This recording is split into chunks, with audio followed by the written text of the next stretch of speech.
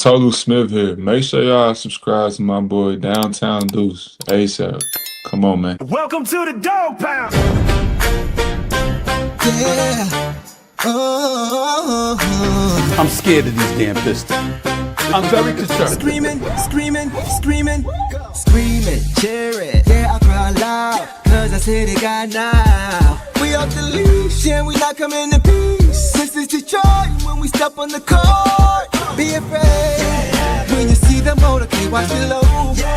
When you see us soaring, Jalen Durant, pick your boys, they know I'm gonna war when Dana's a song. Be afraid.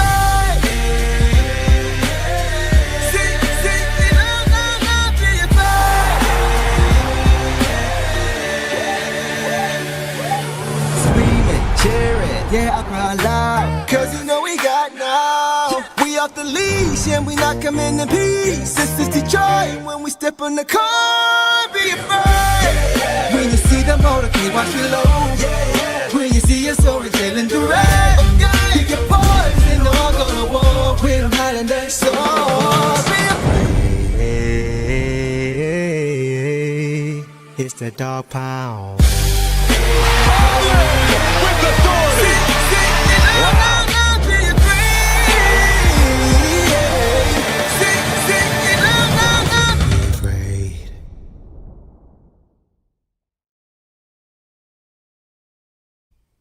What up, though? Welcome back to another episode of the Deuce and Boss Show, off-season edition. Hope everybody's having a great Wednesday night, man. We got the squad back in the building. Eric Vincent, a.k.a. E. Vinny, Clutch Points reporter and beat writer for the Pistons, returns to the show. Also, we got OG Pistons content creator Everything King pulled up as well. And, of course, y'all know Boss, and I'm Downtown Deuce. And we are glad to be back with you guys tonight to talk Pistons, man. The season is over. The dust is somewhat settled. The crash outs have somewhat subsided. And now perspective and objectivity hopefully can re-enter the chat. But first off, how y'all feeling? King, E, Boss, what's the word with y'all? Feeling good, man. Mission accomplished. Mission accomplished this season. Mission accomplished. Okay. E? I'm feeling good, man. It was a long season. Obviously didn't go the way we wanted it to end, but I'm happy. You know, things have settled down. This wasn't a failure at all, and I'm excited to talk about it with y'all, man. Appreciate y'all being here. Oh, what up, Calvin? It's not your sweater, Ricky. Shut up. No, it's not. No, it's not. Get out of here. Oh, man. Y'all getting to it early. I'm seeing the comments already like, man, we're going to get to it. We're going to get to everything that y'all talking about. Has been on our minds for sure. So, chat, like we said, we want to hear from you guys, man. If you miss your comment, y'all know the drill. Repost, caps lock, super chat, whatever you want to do to get our attention, do that, and we will come to you. So, let's start here first. Yesterday, the Pistons held a presser with Trajan Langdon, and he was asked about a number of things, right?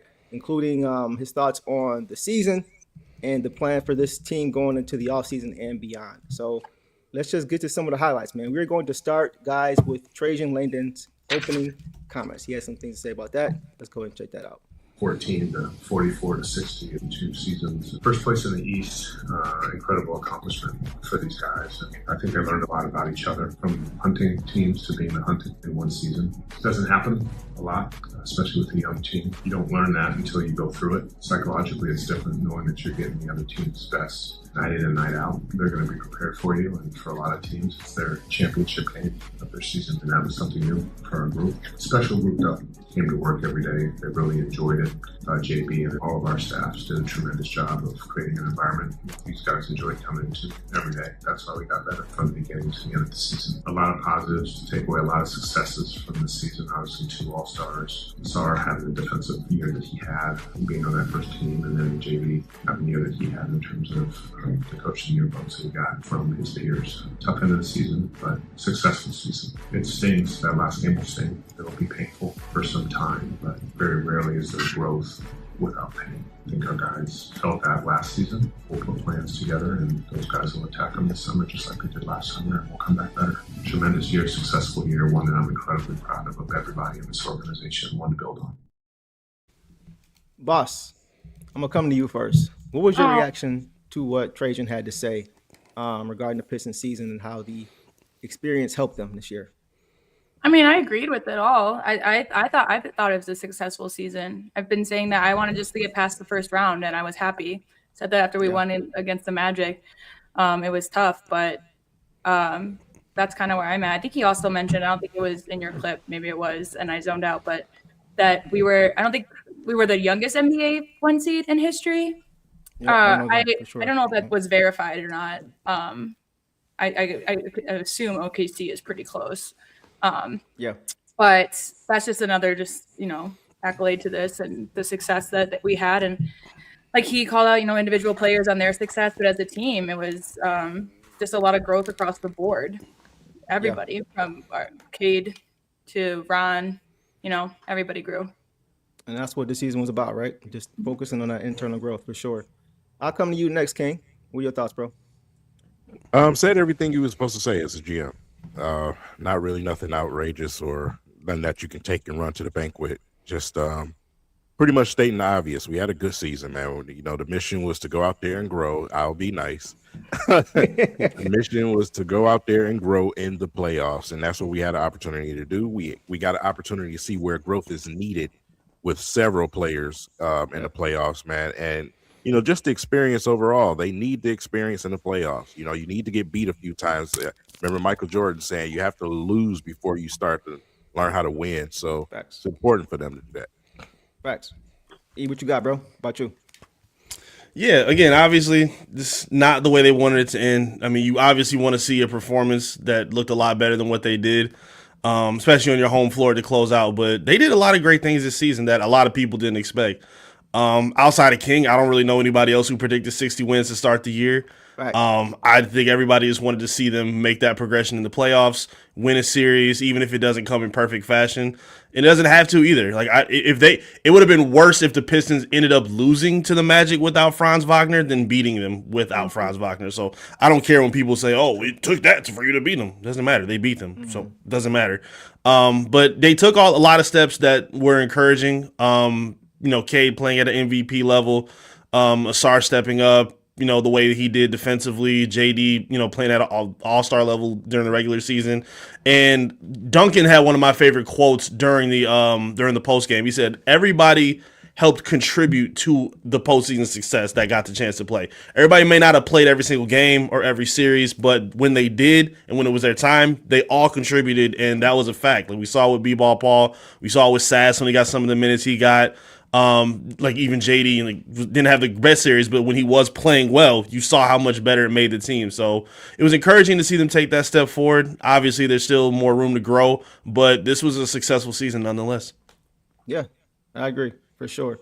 For me, I agree with all of you guys because it's all about timing for me. This wasn't a season of finals or bust. Unlike the two teams who are actually playing in the Eastern Conference Finals right now, right?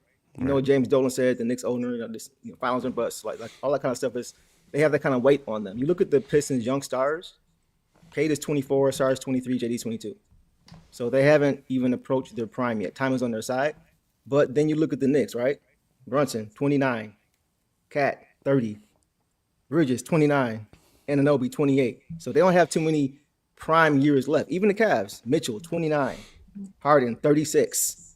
Allen's 28. So Evan Mobley is the only player on both of those teams under 25. So their window is right now. It's not getting bigger. So yeah, to be fair, the Pistons 100%, like you guys would probably agree, have to improve this roster. They have to. It needs to happen as soon as this summer because you got to get Cade more help. We get it. But I have no problem with Trajan's approach as of right now. I feel like he's just crossing his T's and dotting his I's before he makes some of the most important moves. Measure twice, cut once. So now that I feel like he should know exactly where this team is right now. So for me, that's the most important thing because now they're getting ready to enter that window. So for me, I have no issues whatsoever. Now, if he doesn't do anything substantial this offseason, I heard some people saying Brad Holmes, like, no, okay, let's hold off. Let's give him an offseason. So if he doesn't do anything this offseason, then it's time to have serious conversations, right? But I'm going to give him that much just despite what he's done, or like what he's done already in 2 years, despite making a huge move. I think that says a lot about what he's done so far. So for me, I'm giving him time, at least this offseason, going into the next year to make a move. Any reaction to that? I mean, I agree. Oh, go ahead, Kate. Go ahead, boss. No, go I ahead. was just going to say, I agree. I think it's just a reminder. I'm glad you brought up that there's other windows that are closing and ours is just opening because I do everyone has their opinions and crash outs and everything. But I think it would be absolutely silly for us to get rid of a ton of young talent and assets to bring in one possible star that could make it faster to a championship. But I think if we do that, it closes our window faster as well. So I agree in that. I like Trajan's approach of just giving a lot of these talented young guys the benefit to grow and develop a little bit more. But also we do need to bring in some help too. And like you said, like the Celtics as well, where and I don't think they were finals or bust, but they didn't. Their move was Nikola Vucevic, and he didn't even play in Game 7. I truly think that they helped take some pressure off of us, only because, like, I'd rather the way we went down. And I mean, we can talk about this more later too. But the way we went down was frustrating because you do want to see certain players you question after a certain amount of time, like why didn't we, substitute other players? But at least we didn't put in our third string as a starter unit. Oh, like Boston? Yeah. Crazy. Good point, boss. Nuts. Yeah. So I think that there's other, while it sucks now, and now the Cavs blowing that lead the last night too. I'm just like, okay, that's like the world. Now they're gonna stop talking about us a little bit. I can't talk about that. So it's all in hindsight a little bit, some of this stuff. But I don't know what the Celtics are gonna do either. I mean, the Pacers, they kind of lived on their situation as well, bringing in Zubac for pretty much nothing. But that's not our problem, which goes back to why the timing of what we're doing is so important right now. So yeah, guys, we'll leave it there on that unless you guys have anything else. We can go now to King had comments. I just took all that time. Huh? Oh no, I was just going to agree with you. So, I was just going to agree with you. What you said about Trajan, he has to do at least something this summer. Got to, because as long as windows are open, they close fast too. Teams are not going to sit there and wait around for the Pistons to develop. They're going to try to. They saw what everybody else just saw, so they're not going to sit there and wait for the Pistons to develop. We got to make sure that we put our foot on their necks. We got Halliburton coming back. We got a more healthier Celtics coming back. So there's more roadblocks there. So we got to do something. Agree, man. All right, guys, let's keep. What's up? Real quick, I just want to say, guys, I see some of your questions in here as well. A lot of them are pertaining to trades. We'll probably get to all of that later, but I'm starring your stuff. So if we don't address it now, we are going to address it later. Just so you know. We'll come back to it for sure. Gord Brown, shout out to you, my dog. Appreciate you, man. Let's keep pushing, y'all. Let's go to Cade. Trajan was asked about Cade's season and the collapsed lung that he sustained like right before the playoffs began. So let's check out what he had to say about that. And that Cade was an absolute warrior. I certainly haven't gone through a collapsed lung. I can't imagine many people in this room have, especially a collapsed lung and fractured ribs at the same time. When you have a collapsed lung, you can't do anything for 7 to 10 days. You're sitting on the couch and you're just relaxing. And so that deconditioning just happens at the exact wrong time of the year when you're heading into playoffs. A lot was asked from him in a short amount of time. He was put in a really, really difficult position, not being able to do much for 14 days. Like, at that time of the year, like, everybody's in elite shape and he's trying to get back to where he was. I thought he was in incredible shape and getting ready to explode in the postseason when what happened, would set him back. I know it frustrated him because he didn't get to be his best self. Yeah. So, King, I'll come to you first this time, bro. Any reaction to what Trajan had to say about Cade's injury and going through that right before the playoffs started? Oh, man, he used the correct word, warrior, man. You got to be a warrior to come out of that situation and play the way that you did in the playoffs, man. Cade was absolutely out of gas at the end of that thing, man, and respectfully for it's okay. So when you look at Cade and you look at the lung situation, you look at the load that he's carrying, you're going to hear more about turnovers. Nobody's going to talk about how hard that is. It's, he's turning the ball over, this, that, and the third. You got to understand that Trajan Langdon has to do a job, like we said, this summer to go and get somebody to take some of that pressure off of Cade, because these teams are smart in the playoffs. The playoffs is a whole entire different season. They're not going to play you the way they played during the regular season. Nobody cares during the regular season, man.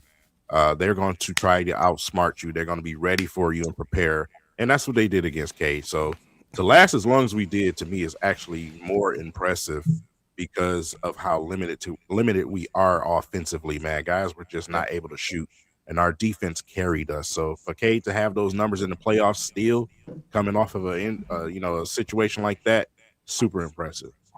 E, what you think, bro? You can make the argument outside of maybe Wemby that Cade was the best player in the postseason this year.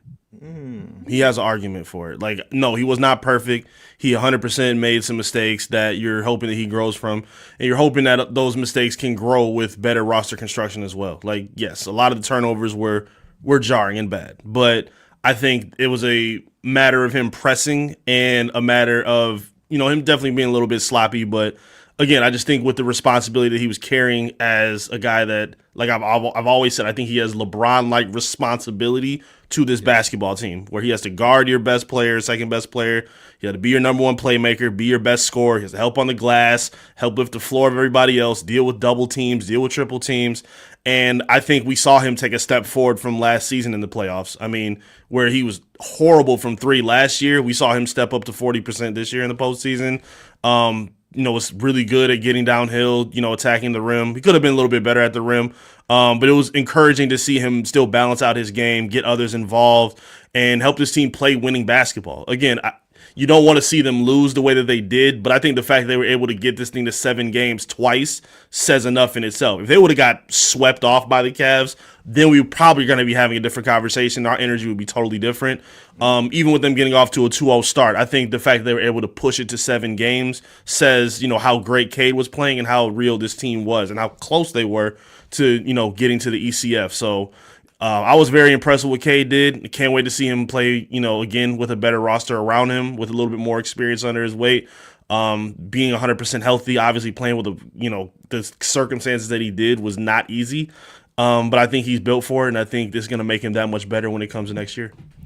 Yeah, that might be the comment of the night. I love a good LeBron comp. See, here you go. Hey, you know what? I was finna cut him off. Like, what? LeBron ain't checking your best player. I'm literally not allowed I was to. smirking over here. I was trying to hide behind my mic so y'all He's could sitting over there doing this. With that, I'll come to Boss. Boss, what was your reaction? I mean, they summed it up really, truly. The last game was really tough. I think the last game and some of the Magic games just really highlighted how we need more scoring around him. And it's just to be reminded of the injury that he had coming into this, because of course, I don't go on Twitter, but I go on Reddit, and that place can be just as toxic. But them calling like, don't ever compare Cade to Donovan Mitchell or Brunson again. It's like, well, neither of those guys were out for 6 weeks before the playoffs, and those guys have been consistently in the playoffs without chips too. So I don't want to compare Cade to them respectfully, but so it's just just again, he's doing it all out there, and I think he will get the help. And the fact that he is still so young, he was incredible. The turnovers were rough for sure. Yeah, I think that's what you need to work on the most. But Trajan also brought up, which I'm sure we'll get to too, the ball handling needs to be out there as well. There was basically at times 2 people on the court that I was like, you can bring it up, and that's it. So anybody else, even Asar got better at it. JD got worse at it. I was like, so that stuff will help Cade for sure. But you can't be mad at him at all for what he did for his team. And again, to get to 7 games. And I know that the 2-0 start and then losing in 7 is it hurts, but also you got to consider that, the Cavs, not only do they have guys like James Harden and Donovan Mitchell, despite their flaws, they also have a lot of continuity. Like, they have Strus has been on the team forever. Merrill's been there for a few years. Allen and Mobley, they understand each other, and we definitely know each other, but we still got like a lot of new faces were on the court. Even like, Herter had more responsibilities brought in. So that's where I'm at. Yeah. And they have more playoff experience too. That always helps. Exactly. It was our second time this season, so I definitely agree there. I just want to give Cade credit. I don't have much to add. I just want to give him credit. I feel like the playoffs, of course, but I feel like this whole season, he kind of gave everything he had. Like, he really poured everything he had into this season for this team to try to do something special. I thought he was a very good leader this season. But as far as the playoffs, we saw visibly that bulging pad from inside his jersey, protecting those ribs. Yeah. The thing for me is that he never complained. He just tried to play through it. It had to be frustrating, man, to build your body up like that over the course of the season, just to get to this point of the playoffs, to be in peak condition and time for it, and then to have your body compromised like that at the worst time, like on a freak accident play. So I just want to give him credit for just trying to play through that and trying to lead this team. Because what I don't want to happen is his lack of complaining becomes a negative because people just think he just didn't play well. You know what I mean? So I don't want that to turn into that, because it was opportunities for him to say, yeah, well, I'm not 100%. I ain't got my win back, or I'm still feeling uncomfortable. Like, it could have been anything he could have used, but he never even mentioned it like it wasn't even an issue. So for that, I want to give him more credit than anything. That's the sign of a leader, is not making excuses, not complaining. Just, when things are going well, he gets the credit. When it's not, he gets criticism. So he's just taking all of it. And I think he did a really good job of just managing all that this season. I also think for me, I think I don't want to say the flop, but like the underachieving and like the failure of teams like the Celtics and the Nuggets like kind of helped put Cade and the Pistons in a better light as well. Sorry, I know boss is, earmuffs. No, I don't disagree. Yeah, like I think the Pistons, again, they were in a position where people were going to put them in that exact same situation, but Cade elevated his game when their back was against the wall. I mean, prior to that Game 7 situation, Cade, I think, was averaging around 30, and he was 4-0 in do-or-die games. So his game was elevating, when the team needed him most. And the Cavs did a lot of adjusting to get the ball out of his hands. Both teams, actually, Orlando and Cleveland, pressed him full court basically every single game. And even going through situations where he's guarding James Harden, and if you sneeze on his elbow, he was getting a foul call on him. So, granted, I didn't like a lot of the crying, but I think some of it was justified if you watch the film. But it just shows the kind of leader that Cade Cunningham is. Even vocally, when we talked to him after the game in the pressers, when we asked him about Jalen Duren struggling, asked him about Duncan, not having his best games, he did such a good job of uplifting his guys and pushing that confidence in them that, hey, we're gonna keep coming to you. We know you're not having your best right now, but we can keep coming to you. We believe in you. That's what a true leader is supposed to do. We've seen other leaders of other teams do the complete opposite. Right. So it was really cool to see Cade, show his maturity, in these do or die situations. Mm-hmm. Well, one of the biggest things too for me is after it all happened, especially the way it happened at LCA, I didn't see Cade not once put his head down. You know what I'm saying? And I saw a sense of, I gave it everything that I had. Right. We fell short. I know what we are. I know what we're going to be when we return. I know what this feels like. That's what I saw from Cade. That's what I heard in his responses. And that's big time. He could have been like LeBron and walked off and took his jersey off and pouted and left the court before shaking somebody's hand. Had to even the odds. That's the only reason you want to talk. With the quickness, too. He had to scratch that itch for sure. The mature young man that he is, he did it. All right, man. Now you're going too far with it. Go ahead. Oh, man. Guys, did y'all notice a different level of like seriousness from him this year? Like, I don't recall seeing him really smiling or grinning at all during the playoffs. He just seemed, even during like post game and pre-game interview, he just seems just more locked in. He just seems more serious. Even during the regular season before the injury, it was like, you will see this look on his face. It's like a seriousness to him. Okay, I like it. Mm-hmm. I love it. Yeah, for sure. You want to see fire. Yeah, 100%. All right, y'all. We can keep pushing. Somebody said the Cleveland win last night. They did not. We're gonna talk about that a little bit later too. It don't matter anyway. Annoying. The finals is about to come on right now at 8:30. This is the finals between the Spurs and OKC. For sure. Yeah, we're gonna get to that. Yeah. We're gonna talk about that for sure. But by the way, real quick, I'll let you know, De'Aaron Fox is not playing tonight again. Wow, the Spurs feeling. They feel confident. The Avalanche are also in the playoffs. So go Avs. That's the only Colorado. It's hard for me because hockey. I was so confused. We got beef with the Avalanche. Red Wings do. You know what I'm saying? I remember all them fights back in the day. Matt. Yeah, is that still a beef? I don't know if it is now. Avalanche is one of the most hated teams for sure. So I'm like, I like it as a Pistons fan. Okay. I like it. Okay. I ain't mad. All right, guys, let's keep pushing. Let's go to this next soundbite from Trajan. He was asked about the impact of Uncle T. Tobias Harris over me these past few years. Let's check that out. Tobias has been great. He played some of his best basketball, but his approach, his professionalism has been huge in terms of us establishing the environment that we have in the past 2 years. There's not a day he doesn't come to work. There's not a day that he doesn't do extra work. Pre-practice, post-practice. He's obviously in the community, one of the finalists for the Community Award for the league. We're very proud of what he does for this organization, for this city. It's hard to put in words what he has done for this organization, for our young players. They call him Hump for a reason. He comes in, he leads in a variety of ways that nobody will ever see or ever feel, but our guys do, and we appreciate everything he brought. We hope that we can bring him back to keep that Pistons youthful. So, Ian, coming to you first, bro. What do you think? What do you think of just the overall impact of Tobias Harris as far as his contract, being here 2 years on and off the court? Just talk about his impact that you think he had this season on these guys and last season, and then also if you think the Pistons will re-sign him. Just your gut feeling going into next year.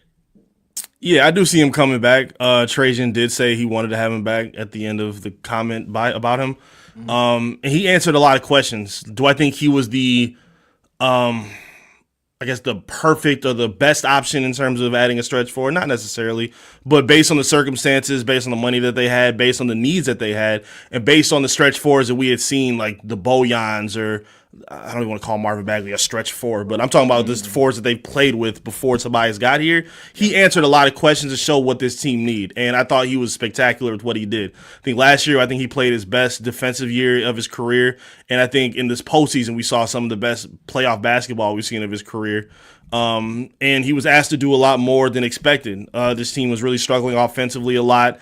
And for a guy that's known for, I guess, disappearing in the playoffs, he didn't do that at all. I mean, granted, he wasn't great the last couple games in Cleveland or against Cleveland, but I think in other spots in the majority of the postseason, the playoffs, he did everything this team needed to do. I think his three-pointer got better. They did a good job of getting him in mismatches against guards in the post. Still a little, shaky in terms of transition scoring, which I'm hoping the Pistons find a way to address. But again, the professionalism, him being able to, step in and be that veteran presence that this team needed to, help aid them in key moments and in preparation of long regular seasons and postseason situations as well. You saw his impact, and you heard it from the guys as well. They rave about him. They rave about, his maturity, his impact here. And it was cool to see Tobias, show how great he can still be even at his age. So shout out to Tobias Harris. Fact, that's a great point too. I mean, the last few games, we gotta keep in mind too. He was asked to be number 2 for most of the playoffs, right? Sure. Because JD didn't do what we thought he was supposed to do, or whatever. But aside from those last 2 games, I thought he was really, really good throughout the playoffs. And Boss, you can kind of touch on this later, but we don't get to the second round without him. So with that, I'm gonna just hand it over to you, Boss. What are your thoughts on what Trajan had to say about Tobias? Yeah, I mean, it's basically, again, it kind of sums it up. Tobias is so tricky because he was somebody that even at deadline, we all kind of talked about, like, if there was a package that he would be involved in. But I'm just so grateful that we had him, for the playoffs. And we don't get to Game 7 without him. Game 7, either round without Tobias Harris, and it is a bummer that in the games he played fantastically in the games that he didn't have his best games. Nobody else was able to step up to carry him. That was, tough. And he's just a vet. I think he is, like Eric said too, just professionalism, just the way he carries himself. I really love him as our vet. I'm curious. I would love him to stay. I don't know if we can afford him at the same contract that we gave him. I don't know anything about the contracts either, so I just should not talk about money. But money aside, I think he's a great vet for these guys. He just shows that, just to give effort on both ends. I mean, there are great defensive stretches. He was involved in, he had stocks in multiple games. And, he just gets a reputation for being a bad defender, which he is targeted, but it's not for lack of effort. That's for sure. Yep. So I agree with what Trajan said. It's tough. I think Michael brought it up too earlier. I don't know if you threw it up here already, but he said, at the last year's press conference, they said they want to retain Schroeder, THJ, Beasley, guys like those. Beasley's a different story, but yeah, the GM's not going to just tell you like, oh no, we're going to move on from him. Like, he's not going to do that. Right. But I would love if we can figure out a way for Tobias to stay for sure. Yeah. Kane, what you think, bro? All right, so 2 tales to the story for me. First tale, as a fan, I love Tobias. I love everything he's about. I love what he represents. I love what he does for the Pistons locker room. I appreciate the performance that he gave us in the playoffs. But when I look at it as an analyst, it's a little different. I don't think we'll be able to pay him. I'm not sure if he wants to play a backup role because he cannot start again for the Detroit Pistons. And here's why. For as much as he did offensively in the playoffs for us, once Cleveland figured out, hey, maybe we should start trying to actually defend this dude and throw Evan Mobley at him, it was tough for him to score.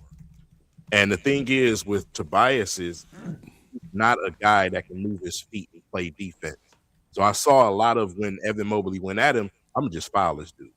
That can't be response from my. We're going against twin tower teams in the Eastern Conference. It's time for us to go and get another tower to go with Jalen Duren to help him rebound and help him play defense. Tobias is not that.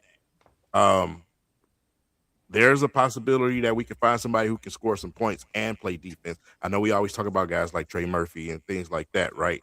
But you got to think about the size of these front courts that we're facing because we struggled against Wendell Carter Jr. and Banchero, and then we turn around and play Mobley and Allen.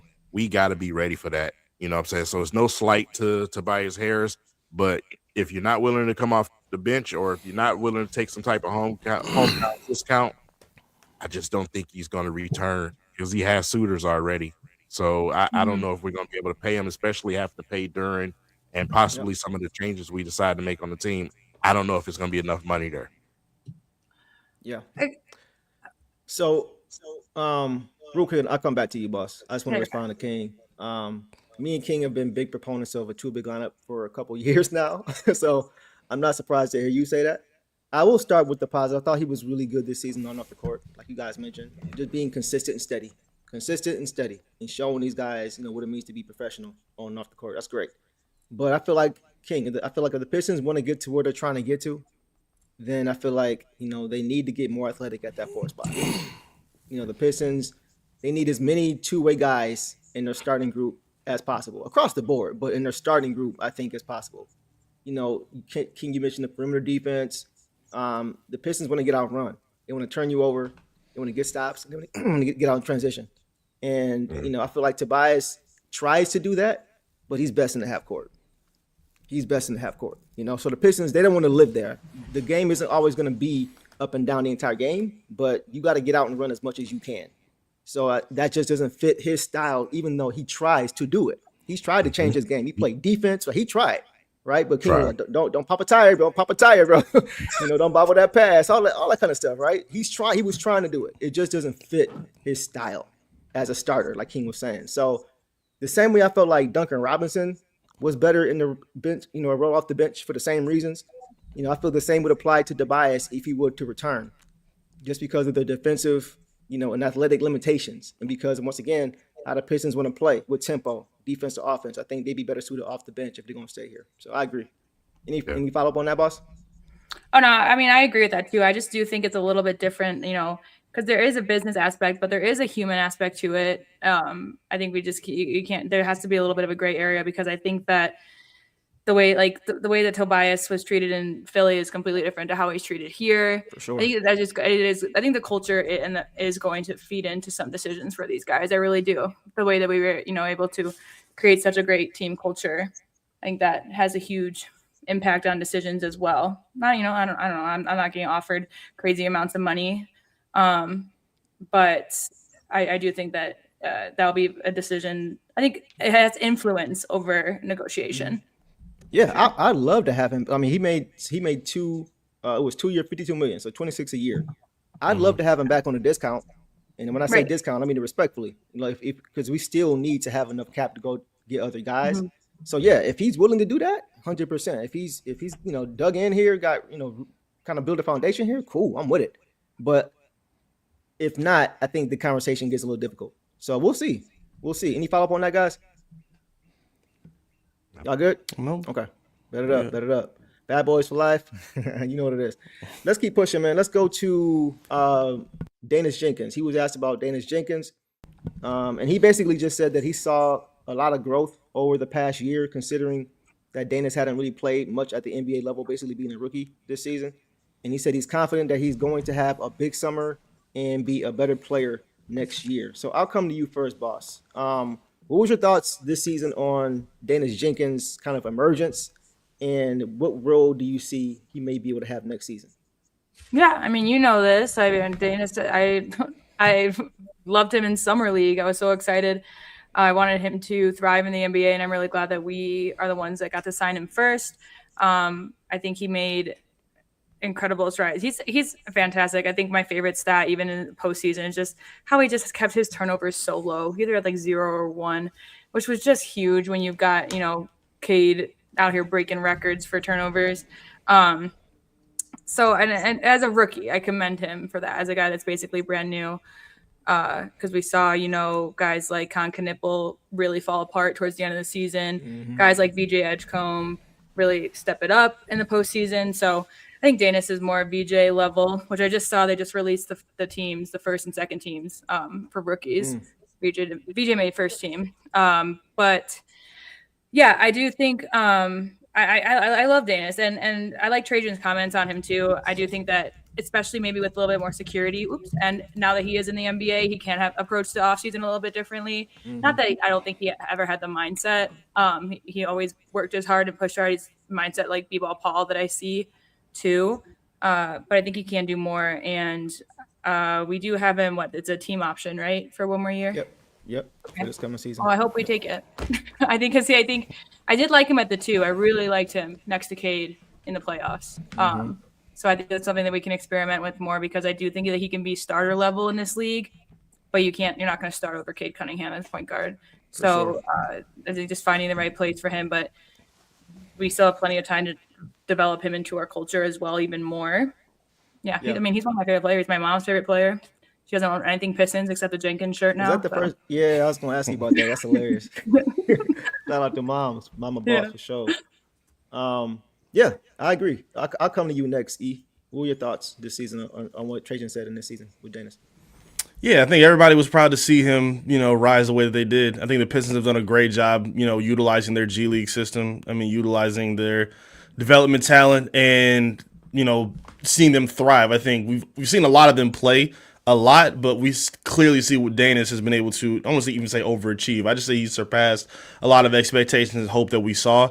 I also think it's a big credit to Cade Cunningham. I think playing next to him allows you to just be a different kind of person. When he's getting double teamed with the shiftiness and the speed that Danis has, he was able to attack downhill a lot. He got really comfortable with his mid-range shot, knocked down some big corner threes, in multiple games, and really came on strong after being a little slow in the first series. I think he did much better in the second. And it was really encouraging to see. I think we still see a lot of guys biting off a little more than they should be chewing. We just talked about it with Tobias playing 30-plus minutes, Duncan playing 30-plus minutes, and then Danis kind of the same role. I think realistically, if assuming the roster gets better this offseason, these are guys that are still maybe coming off the bench and maybe just coming down to a conducive role. And there's nothing wrong with that. That's, I'm sure Danis wouldn't mind, but I think it's, encouraging to see that when needed to do more, even when Cade was out, Danis stepped up and played fantastic as their go-to playmaker, as a scorer, as a facilitator. I just think it shows how dangerous he can be and how productive he can be. So it was really encouraging to see him step up and add so much value to this Pistons team over this run. Facts. King, holla at me, Doc. Yeah, Danis is so here's the thing. Danis is a great rotational player. The thing that Danis needs to work on is consistency this summer. Finding ways to be more consistent, knocking down those shots. Like I said, you see teams, they sag off a little bit. He's open, he knocks those shots down. Fine. I want to see him attack the basket a little bit more. In the playoffs, I felt like there was opportunities there. And I kind of felt like it was just like pass the ball back to Cade at moments.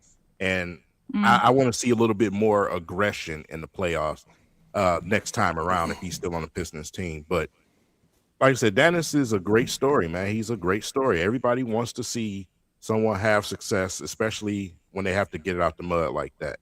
But when it comes to this roster, and if we do improve this roster, I don't know, man. I just don't know, because if we go out and get another backup point guard, where does he fit? You know what I'm saying? Or is he going to play shooting guard? Or how is this going to work? It depends, because if Trajan is saying himself that we need to go find another ball handler, that tells me you're not confident in what we have already as far as our guards. So guys like him, guys like Danis, guys like Sasser, for what it was worth when they had the opportunities in the playoffs, Hey man, listen, this is their first go around. They got thrown into the fire. You can't really ask for more than that. But being realistic, if we're going to improve this roster, those guys, they're going to be good rotational pieces for the Pistons. Yeah. I'm gonna just start by saying this. I'm happy for him. Y'all know our guy Jeremy Hart. His player development coach. Done a show. Hart. Shout out to Coach Hart for sure. It's just nice to see the growth, in him in such a short period of time. It's been nice to witness it. Going undrafted from St. John's, 2-way deal, right? And then to eventually starting alongside Cade in the backcourt of the playoffs. Haven't seen that before in the NBA. Hasn't happened before. So I just want to, give him credit for the work those guys that they put in. Boss, we're saying we've been following him since summer league, so it's just dope to see that progression and the emergence. And now he's going to have that full off season that King was kind of referring to, is like where it was kind of like where's the chemistry was kind of lacking with Cade. It's like, okay, it's not there for me. Outlet back to Cade. I think this off season could really be beneficial for them because a lot of what they did this year was on the fly. It's just kind of trying to learn on the fly. Danny's been up and down. Summer league and then not summer league, but G League and then back up and no consistency at all. So a lot of what they did, I think, kind of exceeded what they actually should have done together, having not played together against teams that were good defensive teams, especially the Magic. So I think it can work. I'm confident we're going to see a much better Dennis Jenkins next season, though. I think that's going to help him tremendously, and I do think that he and Cade are going to be very busy this offseason. Just spending time and talking and learning each other the same way JD and Cade always do when they get together in the offseason. I think Dennis may join the chat on that as far as just getting acclimated because I think they could, as constructed for sure, roster constructed for sure. I think he's next to Cade next season. I don't know if, is it point guard, shooting guard? Like, for me, it's kind of like Halliburton and Nembhard. Like, who's really the point guard? Who's the shooting guard? They just both two equally good guards who can kind of handle and, and shoot and score. I think they could be that in a sense. So, we don't know, right? But I think that's something that could work out. But I'm looking forward to seeing how it looks next year, given the full offseason. So, anything else on that, y'all? No. Y'all Gucci? No. I think you got it covered. Real quick, though, guys, in case you missed at the beginning, because I see your comments, I see your questions. If they're about who we should draft, who we should trade for, moves like that, I'm just starring them. We're going to get to them after we talk about the Trajan interview. So they're not going unnoticed. We got y'all. Y'all for sure. Oh, dudes, we do have a couple of super chats. Okay, let's get to those real quick. Let's see. We got William McGregor says, King, my man. Dudes, good to see you all. What up? What up, though, Will? Appreciate you, my dog. Who else we got here? We got William coming back around. Appreciate that, my dog. Man, where you work at, bro? Can I get a dog? It says, thank you guys for being making it rain. Thank you guys for being the voice of reason. You guys are the voice of Detroit sports in our houses. Appreciate that. We don't listen to the ticket boys. Anywhere cheers, guys. Shots fired. Sheesh. We appreciate that for sure. I ain't gonna get into that, but we appreciate the support for sure, Will. Let's keep pushing, y'all. Let's keep pushing. Boss, if there's any comments with our names on it, I'm gonna try to get those too, if they're like kind of directed toward anybody. So I'm gonna check for those as well, but we'll keep pushing for now. Except Ricky. Don't put Ricky up there. Leave him out. Put he don't need to be up here. Ricky, Leave Ricky out. We don't need Ricky up here at all. He cool. Ricky Leave him on the show. He's gonna find something in here. Well, okay, I mean, that's my hobby. So you want me to go back through because they're just about no. I'm just saying, like, if you see anything else that pops up with, like, for not Ricky. I'm just saying, like, I have a question for Dudes. I have a question for King, but it's about draft and trade. Oh, I got you. Oh, yeah, we'll wait. We'll just wait. That's what I'm saying. I see what you're saying. Okay. All right. Bet it up. See, that's what we got, boss here. She keep everything in check, in line. All right. Let's keep pushing, man. Let's talk JD. Let's talk JD a little bit. So Trajan was I can't even get it out. Come on, y'all. Trajan was asked about his thoughts on JD's season and the playoff run as a whole. So let's go ahead and check that out, and we'll come back and talk about that. First of all, JD had a fantastic season. All-star, one of the biggest contributors to us being the number one seed. Darn near 20 points and 10 rebounds per game. An incredible leap from last year to this year because of the work that he put in. And I have no doubt that we'll help him put a plan together and he'll attack it this summer just like he did last summer. And he'll come back a better player from his experience during the regular season, but also in the postseason, just like all of our guys will. So we look forward to coming together with his representation, getting the deal done, and for him to continue to be a Piston.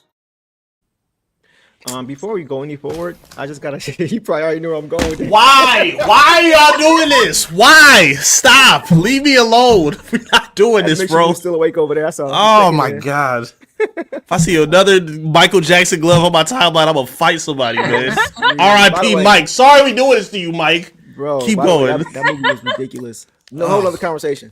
But yeah, crazy movie, good movie. Who's up? I'll come to you first. E, since you kind of already on 10 about that. No. Let King go first. Let King go. Come on, King. Yeah, I've been hearing about you, dog. Go ahead. Look, man. Yeah, okay. All right. Look, I'm gonna keep it 100, bro. Of course. Jalen Duren had a good season. Regular season, like I said before, nobody cares, bro. Mm-hmm. The playoffs, he got exposed. The reason why he got exposed in the playoffs is because of how limited he is with certain things.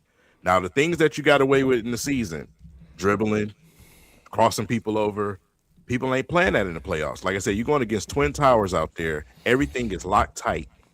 All of the dribbling just turned to turnovers. Not only have I said that, every podcast, every media outlet have said the same thing. We talked about it. Yep. So it's growth. I get it. He's 22. There's a lot of 22-year-old stars in this league. I don't really do the age thing too often, especially as center when your job is to bring energy, try to block shots. Your job is simple. You're not a point guard. You know what I'm saying? You use your body. You try to block shots. You try to create. Mm-hmm. It's a little bit different for center. So I don't really give him the age thing. JD just got to be better, bro. You finna ask for money. Your agent is finna ask for money. You just got to be better. I need a better performance than what I've seen in the playoffs. That's just flat out, man. The regular season is fun. You know, it's fun with the prediction and all everything else. But in the postseason, nobody cared what you did in that season. Nobody cared about your all-star performance. Nobody cared about any of that. They played you like you were a backup center. Mm-hmm. That is... If that doesn't motivate you to come back and try to break fingers in this league, I don't know what will, man. Shout out to Brooklyn. Brooklyn in the building. I love his channel. What up, Brooklyn? Dog, funniest man on YouTube. What up, though? Tobias said, bro, let me know if you want to come on, my dog. Yeah. Can we get some glasses for K State of Mind? Let me see if I got some shades, bro. I love this dude, bro. Hell yeah. Let me throw the Yankees over. Yeah, come on with it. I knew I couldn't pass that one up. His sound bites be crazy. Come on, man. That's too easy. That's too easy. My dog, seriously, man. He just got to be better. You know what I'm saying? Like I said, you finna demand some money. If you want to be the considered the number 2 guy next to Cade, you want to have that Kobe and Shaq type of camaraderie. Yep. We need more out of you. We just need you to be there, man, because guys like Paul Reed, the 3rd string center, cannot come in the game and outperform you, dude. Mm-hmm. And he's undersized. You're the strongest dude in the building. I need more. I demand a lot from centers because that's my favorite position. That's what I played in high school. Man, I just need more. I ain't mad. No, I think everything you said is inbounds, bro. I think it's just honest. For me, guys, like as far as the playoffs, I'm kind of actually glad it played out the way it did, if I'm being honest. Because you guys know, like in the playoffs, man, and Ken, you touched on it, but like defenses take away the thing you're best at. And so for JD, you know, that was the lob threat with Cade. It just wasn't there. It took it away. In the regular season, it was there. But you're not seeing the same team every single game. You're not playing the same team 4 to 7 times. So when you go on team to team, they're not hyper-focused on who you are or dissecting your game or your weaknesses. But in the playoffs, like y'all mentioned, whole different ball game. You have to be able to counter that. When they make adjustments, you got to be able to counter that. I think JD just didn't have enough counters to the adjustments they were trying to make. So, like, he's got to get in the lab. He got to get to work, right? But I think he's right where he's supposed to be. You don't see too many 22-year-old players getting max extensions of the rookie deal. So it's just like he's ahead of where he's supposed to be. It's just he ascended so quickly from where he was, the bar changed. So when he regressed a little bit, it's like, uh-oh. But I think he's, in actuality, with perspective, right where he's supposed to be at 22 as an all-star young big man. So I'm not tripping, to be honest. This is part of his growing pains. So what are y'all thoughts on that? Boss, E, what y'all think? I mean, yeah, I agree. I'm a little bit surprised at what he did in the playoffs. The people in our show, in our chat, know that I've been very, very tough on JD throughout this season. I called out for lack of defense early on. Said he should have been a 2015 guy. It took him a while to get there. Eventually did. And just completely collapsed. I'm a little bit. If Trajan believes that this is the real reason, or maybe it's just GM talk that defense was the reason that JD didn't play well. To me, it wasn't even aggressive, and he's turning the ball over, and it can't just be defense at the rim. That can't be it. So, because we saw when he was aggressive, we saw, like you said, 20-second glimpses against Evan Mobley and things like that, and Wendell. I think it can't be just defense. So that to me it's probably just GM talk. He's probably not going to say, yeah, he just didn't show effort, So yeah. But yeah, JD is definitely someone I'm not. I want as a Piston. I do think there's a little bit of the youth thing still. I agree with you, Deuce, that it played out the right way, because I feel like if we did move on and he did snap out of it, yes, that would be good. But you just can't. He eliminated. You questioned. We talked about it on the show. You questioned why we were trying things like Sasser. It's because we had no two. We had our second scoring option was gone, eliminated. Yep. So we had to try all these other things. And if Tobias wasn't it, we had to try Sass. We had to try these guys, and those guys did great in what they were asked to do. But you hope that he's not a playoff collapser, and it was a lot. But I mean, the biggest thing for me is that half the time he just looked so confused. The look on his face was just deer in headlights. It was so weird. So, but I do have faith in him, and I think he bounces back. And him and Cade have great chemistry. It's kind of like Murray and Jokic. Denver, considering trading Murray, I think would be silly because of the chemistry, and that's kind of how I feel about Cade and JD. I think that they can only get better in that. Mm-hmm.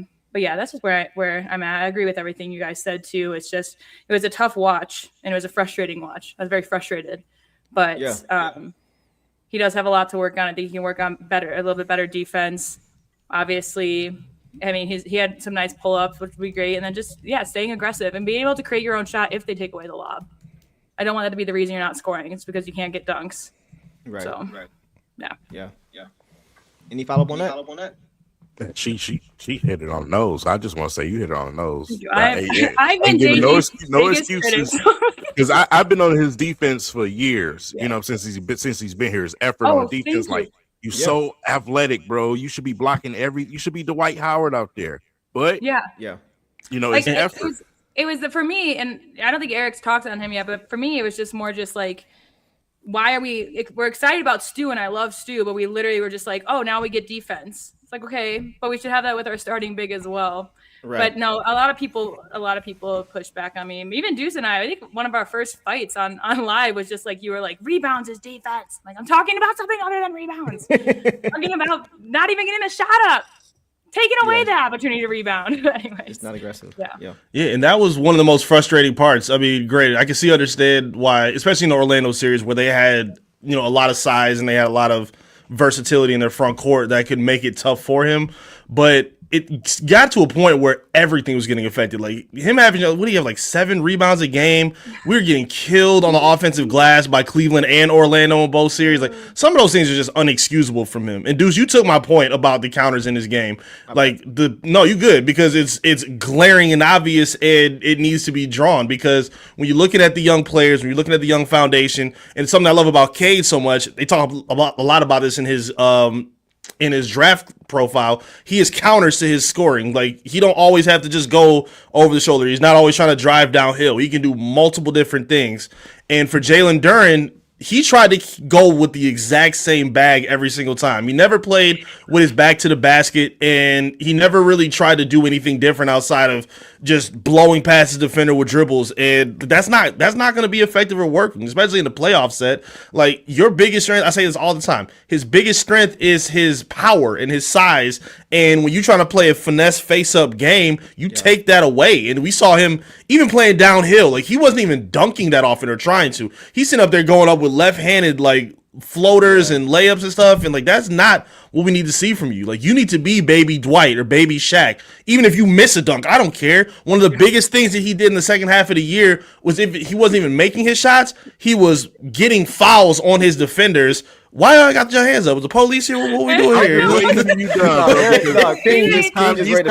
Set me off. Oh, you got you. I got you. I got you. Keep going. It frustrated me to see him, just play this and live by this finesse style. And it even took his free throw attempts down as well when he was playing so great at the rim with veracity. So that has to change immediately. Again, this regression couldn't have come at a worse time. Yes, he is young. He has time to grow. But it is still pretty frustrating to see what his result was in terms of a consistency standpoint for these playoffs. That's facts. Get in there, King. If I see one more comment talking about he's 22, I'm going to lose it, bro. Elaborate. Shout out to the super chat. There's multiple centers I can sit here and name to you that came in the league young and that had effort. Duran's problem was not a skill problem. It's not like you saying he has no post moves. That's not what we're talking about. This is effort. You walk into the NBA with effort if you're that type of player. With him, it's an effort thing. I don't need you to be 25 years old to go and rebound the basketball. That has nothing to do with age whatsoever. His effort was not there. Stop, call a spade, and stop making excuses, man. This guy's effort needed to be there. The reason why Tobias Harris struggled those last couple of games is because he was non-existent. Because it makes it easier to defend Tobias Harris if you're not getting nothing from Jalen Duren, bro. So, like I said, he has to be there. You're a all-star. Nobody was talking about, oh, he's 22. He's an all-star. So I don't want to hear nothing about no 22 years old. I need you to run. Nothing is telling. Okay, being 22 years old has nothing for you hand checking people at center. That's why you got all of those little cheap fouls that you got. True. That has nothing to do with your age. So stop it.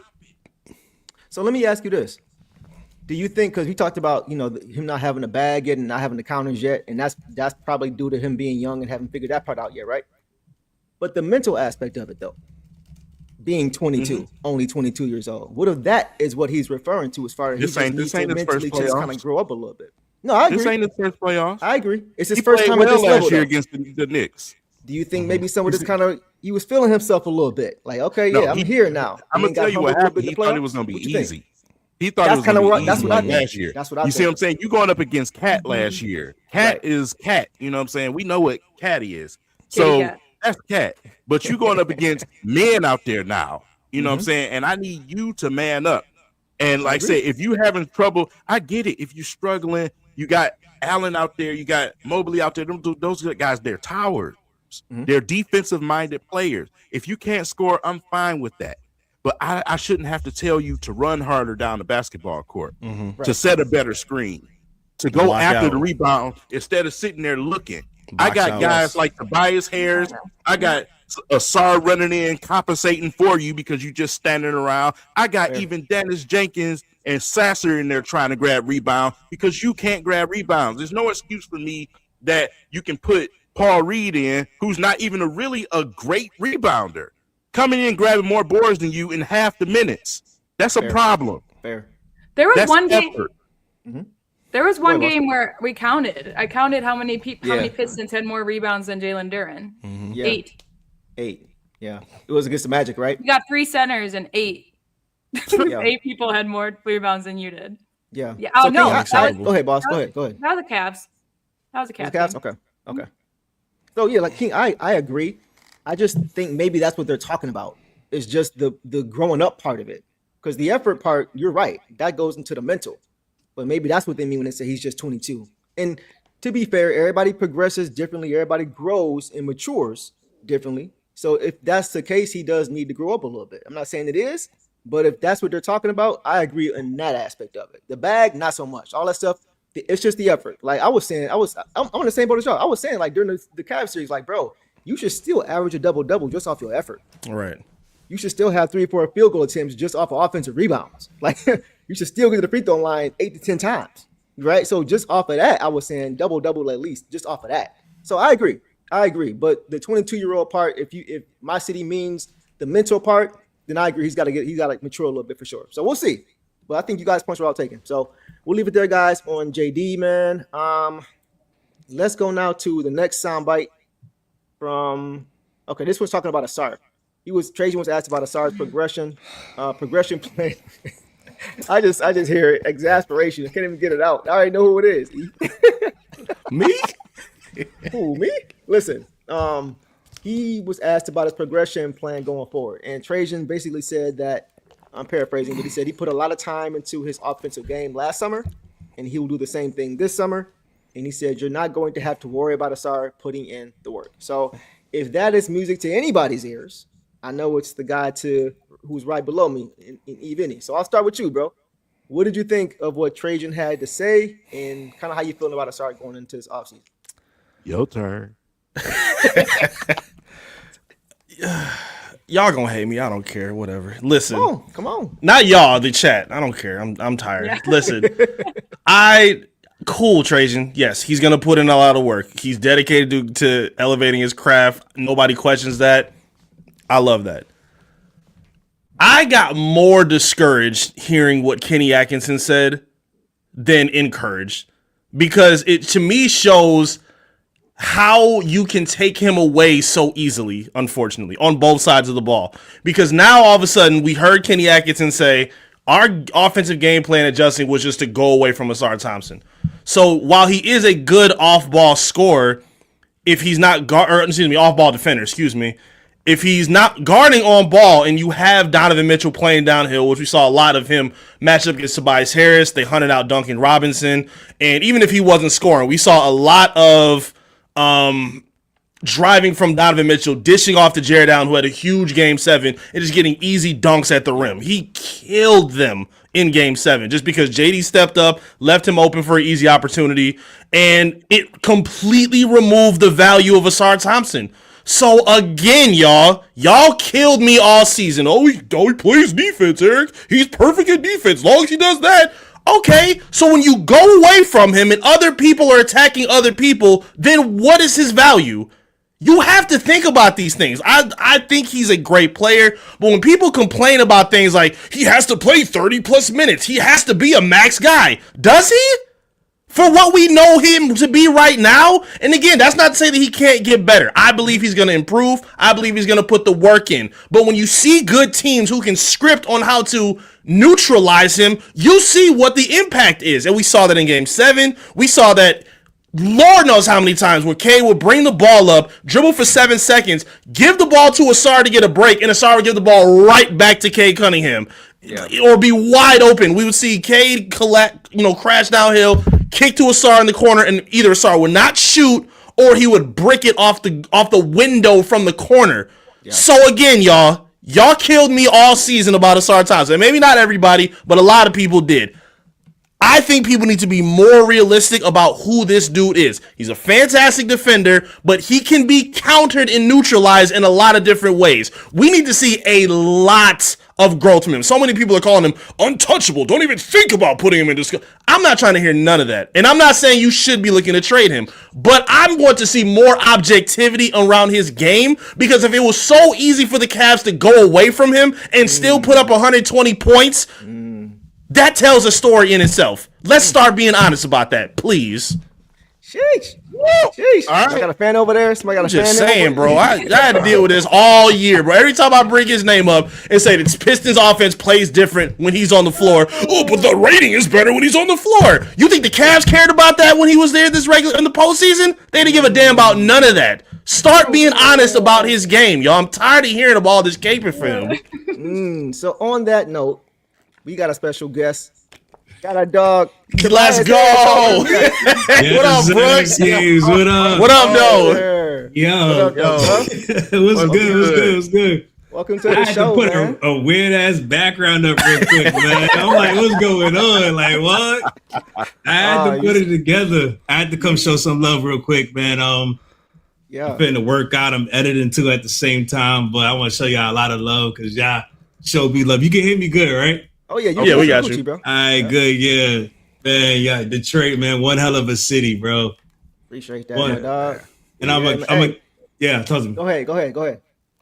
I'm going to keep it 100, man, from New York, right? Yeah. born and raised, and since I've been doing this, the amount of love I see other cities show is just different. New Yorkers, we not like that. We don't like each other. We don't show no love. We don't. We different, bro. We know. And the fact, and me, my type of personality is like, there's only a couple of teams I hate, and that's just Boston and those teams in Pittsburgh. Yeah. But everybody else, I fucks with for real. So I want to appreciate y'all, man, for real. Yeah, bro. You know what I'm saying? You be showing love consistently. You know what I'm saying? Hey, real quick, what was your thought on that game last night, bro? Cleveland, New York. I know you a Nets fan. You know what I'm saying? So yeah, how was that for you? Yeah. I mean, yo, it feels good for the city because we don't win nothing in New York. So the fact I take it, bro, like at die hard from the heart, I'm a Knicks fan, bro. I love the Knicks. You feel me? Okay. Because it's the Mecca. Yeah. But I'm from Brooklyn. I go hard for Brooklyn, man. Like I've been dying for Brooklyn to get a team for years, man. Yeah. Born and raised before it got gentrified, before the way it looks now. Like I've been in the Brooklyn's a war zone. I've been in it. So when the Nets came to Brooklyn, I was like, yeah, we lit. Yeah, for sure. But yeah, I can imagine. The Knicks is good, man. Hey. They looking good right now. Bro. Okay, we got. He said the Knicks was good, and they ain't like that. The Knicks what? Hey, Boston John with the road with that Knicks. Nobody in that household like the Knicks, bro. Nobody. We got Michael Vick over there. She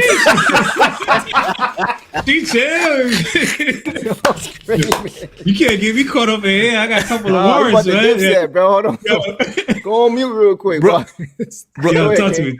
I got a story, bro. I got a story for you, bro, because I know you the OG of the smooth operator drop for Cade. Facts. I remember him talking about it. I remember him hearing that and watching it in the highlight. Yeah. We did an event with Cade after Christmas because they were playing it a lot. It was right after, I think, the Hawks game where he had like 30 plus. He had an up and under. He was like 4 guys in a row. And we asked him about that. Like, yo, man, how you feel about that smooth operator drop? He's like, it's cool, man, but they just play it too damn much. So they stopped playing that after a little while. We didn't make no effort. We didn't tell him nothing. But after he said that, it started coming down. But I remember you being the first one to bring that up. You was mad as hell when he started playing that over here. Hey, yo, he was so mad watching the show. He was watching one back, and he was like, hey, that's my drum. He was trying to be mad. He was like, that's my drum. I was pissed, but it's love, too, at the same time. You see what they do in the stadium? They do overplay it. Not every basket, bro. You gotta know. You see when I use like the K-State in mind and certain shit, it gotta be the right moment. And they overkilled it. Facts. They do. Yeah. Because I know that you don't bring out the K-State of mind every time because it ain't always necessary. That shit is so funny. That shit is funny every time. It gotta be like a winning moment. It gotta be the fourth quarter. It gotta be clutch. It gotta be something to change, a game changer. Yeah. Anything y'all want to ask him for? I ain't gonna take up too much of his time. Anything you want to ask him before you get out of here? None. I just want to say, keep doing your thing, man. I watch every single video. I be dying, even when you do football, man. It's hilarious, man. Yeah, man. Football is my number one sport. There, that's where that's where I started. So like that's where like the views and everything went together there. Like that's my starting point. When I do basketball and baseball, it's just an extension of me loving sports. That's all it is. So Jets or Giants? Nah, baby. We Chiefs all day. We Chiefs. What? Yeah, y'all didn't know that. I knew that. Why? Y'all didn't know that? How you I didn't know that. I did not know that, bro. Why did you? I need the background on that. Yeah, and then I need to know your thoughts on Rashee Rice. All right, and what he just said. All right, I got y'all. So background, New York is so sectioned off. So it's really the Jersey Giants, bro. And New Jersey is the shore. Like Jersey is big. Like I was never like a Giants fan because we really don't have a New York team, bro, to be honest. So I've never been a fan of the Giants or the Jets. Obviously, they stink for a long time, but I've never been a fan. The reason why I've been always rolling with the Chiefs because I'm a big Tony Gonzalez and the Priest Holmes fan. Yeah. That's like kind of my era, like the early. I love Priest Holmes. Yeah, the early 2000s. I've never. If I was going to be a New York fan of anything, it would make sense to me be a Buffalo fan because they're a New York team. That's my dog. I've never been a Giants or Jets fan. And Sarah, that's your name. That's how you say it, right? Yes, yeah. Man, Rasheed can't stay off the weed, bro. I was waiting on that. This shit, it pissed me off. The fact I knew it was over. The fact that he was on a high speed chase running, and he leaves the scene. That tells you what type of dude he is, right there. Yes. I don't understand how we don't let him go. But when Kareem Hunt, I'm not promoting violence, but when Kareem Hunt kicked the girl, remember the elevator, and he got released. If we would have still had Kareem Hunt, man, it would have been crazy. But you got to discipline everybody. If Kareem goes, agreed. Everybody got to go, dog. Like what? That's a fact. No, that's true. So you guys got no wide receiver one right now. Huh? Your team has no wide receiver one. Don't do that. Don't do that. Don't do that.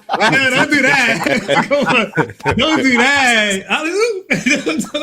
Don't do that. Hey, she real. Hey, Boston's real slick with it, bro. You gotta watch it. I just want you to know, Brooklyn. I live in Denver, so that's I'm not a Broncos. I'm Lions, but we got plenty of cheesesteaks out here because of that division. Okay. So.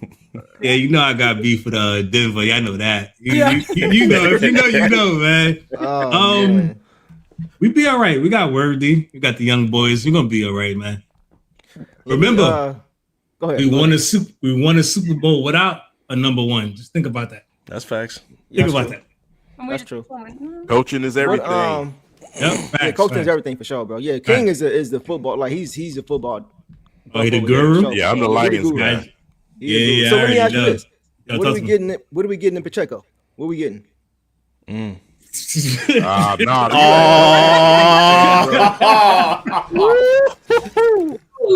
wrong fan to ask. Because we didn't lost Demo, you know what I'm saying? We lost Knuckles. He ain't Demo. Obviously, y'all know Demo's a better back. Yeah. Obviously, he's a better running back. Yeah. Pacheco, he's gonna run hard. You're gonna get a running back that's gonna play, but he trying, y'all. He trying. Yeah, I'm trying. The talent wise, I don't think it's gonna more like a goal line red zone type of dude. Not even, bro. Not even. He's gonna be a dude to come in and just give that boy a breather. That boy gives a breather. Yeah, that's all it is, to give him a break. That 1-2 punch with Demo you had was just different. You can't make that. That's hard to It was perfect, they went away, gave up on Demo. That broke my heart. Facts. He about to go crazy with the Texans too. Okay, that's a perfect spot for him. This was a good show, man. Come on, man. All right. Bro, I'm keeping it 100, bro. Yeah. Before we let you go, where can everybody find you? Everybody in our community. Make sure y'all drop some fire emojis for our dog Brooklyn in the chat, for sure. I'm not even looking at the chat. Yeah, I think I got it. Chat going crazy. They love you over here, man. Yeah. No, I appreciate everybody. Yes, sir. Where can we find you? Man, come on, you already know YouTube, the only place to be. Listen, I'm not I don't know how everybody do it, but I gotta focus on one channel. I can see you get big on YouTube, you get big on Instagram, you get big here and there. I give a hats off to the people that can make content and post on every single platform. Yeah. It takes a lot, bro. Yes. Yo, I'm gonna send you a message, man. It ain't as hard as you think. It's a little secret. I'm gonna send you a message about that. Well, you ain't got to do none of the I was work. gonna say, yeah. I know what you mean. I know exactly what you're talking about. I got something like that. Okay. But the point is, I'm just mentally. You saying? Yeah, mentally. Yeah, mentally. Yeah, I get that.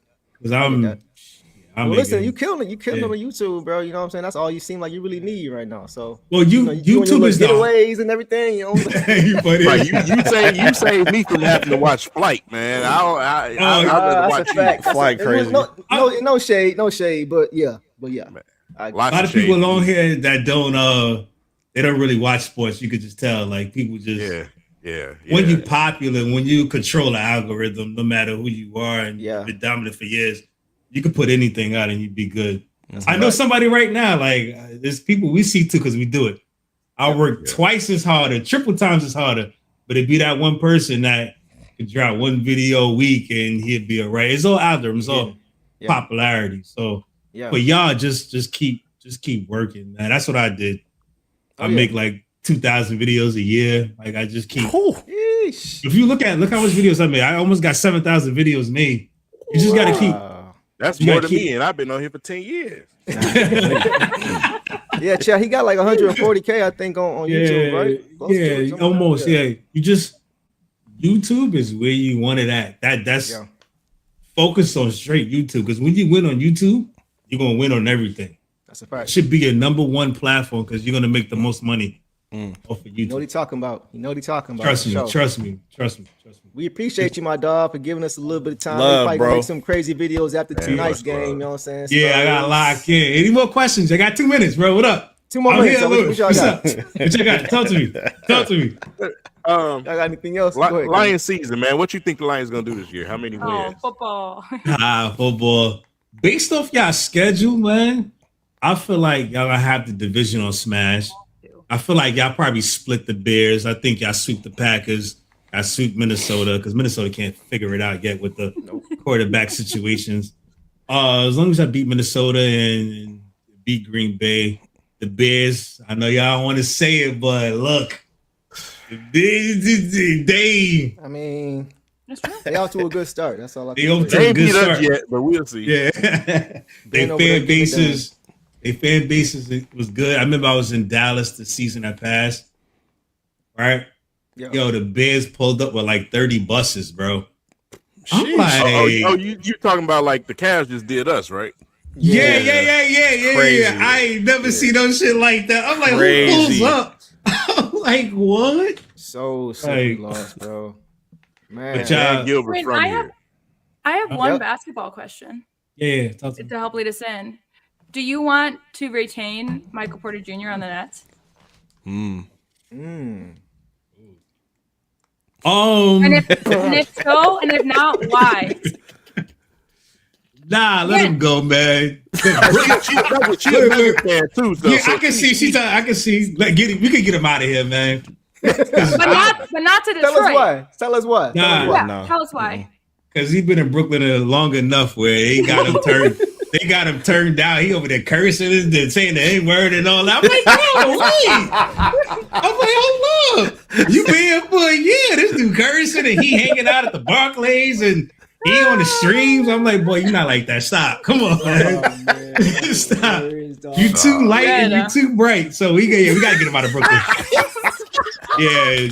He was never like that in Denver. I thought he was a No, church we boy, hate him bro. in Denver. Okay, good. So we go. He doesn't know who he is. He doesn't know who he is. He You doesn't have see, an you, see identity. what I'm, you see how we on the same page? Yeah, that's You crazy. see what I'm talking about? But no, we asking because like it was a lot of people like because K need help. You know what I'm saying as far as offensive end and stuff like that. Everybody's like MPJ. I'm like, Nah. Nobody, thank you. No, Okay, guys, no. you won't listen to me. Listen to Yeah, me. yeah. She from there. She watch every Thank single you. game. Nah. We've been I on. We've just been need telling that them. validation. Who y'all need to get, and y'all just got to make it happen. Same thing with the Lions. Y'all got to go out and make shit happen. Man, y'all go get D-Book from the Suns, bro. He cost Whatever too much, y'all- bro. He cost too much. He And he's he's about to a make payout offer. 70 mil, bro. Like that's gonna cost You're everybody. gonna have to get rid of. You're gonna have to get rid of half of the team just to hold them. Yeah. Don't y'all my got? God. Who could y'all give up? Like he makes. Oh yeah, he is. Wait, what's his deal? He just Like re-signed a 2 Supermax, years. right? Just signed Yeah, an 2 years. extension. Something crazy. Yeah. It's gonna pay him like 70 million in the last year or two. Mhm. Like That'd paid be it more like than 50. paid. Yeah, that's That's a ridiculous. fact. He ain't That's better right. than You're right, paid. you're right. So it's like, And he can't even stay on the court. like basketball wise, I feel you though. You know what I'm saying? Yeah. Like, I That's think what- he- that's perfect, honestly, basketball wise. But yeah, that contract, bro. Well, we need that type though. We need a bona fide Yeah. scorer. Mm-hmm. Yeah. Yeah, y'all do. Y'all need a bona fide scorer. What y'all need to do in football, y'all think? Because Man, I got the football- offense. Play. Be available. Yeah. Injuries, True. man. You know what I'm saying? Last 2 seasons, injuries. I mean, Yeah. I ain't giving them no excuse against that debacle against San Francisco. But after that, injuries. Man, that was a Super Bowl right there. Still not over I it. remember I Still was not watching over it, bro. that. I'm not. Yeah, as a fan of football, I was like, yo, they watching. Yo, they about to go to Super Bowl. I done went downstairs. I forgot what I did, bro. I went. White girls over there, you know, and she was like, sorry, Sarah, sorry. I where I live at. She was Hey, like, Sarah low key got the car, bro. She good. Oh, she got the car. Okay, You know okay. So you understand. Yeah. She got the Boss keys. know. Boss know. What the white girls be putting pressure on your boy. So I went downstairs and she was like, "Yeah, I got the tuna casserole." So I was like, "Oh, God. even though I don't. I was like, "Yeah, I don't like it, but I'm gonna eat it."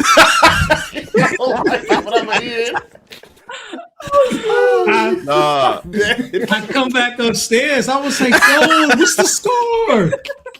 I was like, "How are they losing?" Thank you for including that y'all story in the comments, bro. This is the type y'all gotta go. Y'all gotta go subscribe to his channel, bro. Please, this is what we're talking about. Yes. I'm just being honest, bro. Y'all got your back, dog. We appreciate you, man. Everybody, make sure y'all go subscribe to our Love, dog, bro. Man. Great content. Always love, man. You're gonna have another popping video tonight in a few hours after this game. Y'all know what it is. Yeah, I gotta lock in. Yeah. Yeah, man. Go do your thing, bro. I appreciate y'all. Yo, Eric, yo, King, Sarah, Deuce. Yeah, ready. Holla at you, man. All right, man. Yeah. For sure. Yeah. All right, guys. We had to have a little fun, man. I shot him the link. I was like, "Hey, come on, bro." He was like, "All right, bet." And then it just, he was hilarious, bro. Tuna casserole. He said, "I don't like it, but I'm gonna eat it." I had my chest puffed up. He took all the steam out of me. I was finna rebuttal against Eric. Oh no! I forgot. I went on a whole tangent. Damn, I forgot. We got to wrap back in. Like I said, we back to originally scheduled programming. It's on you, man. King, ain't it? Yeah. We were talking about Asar Thompson. I can't believe I'm doing this. Me defending Asar? You gonna do it? All right, let me hear something. All right, so listen.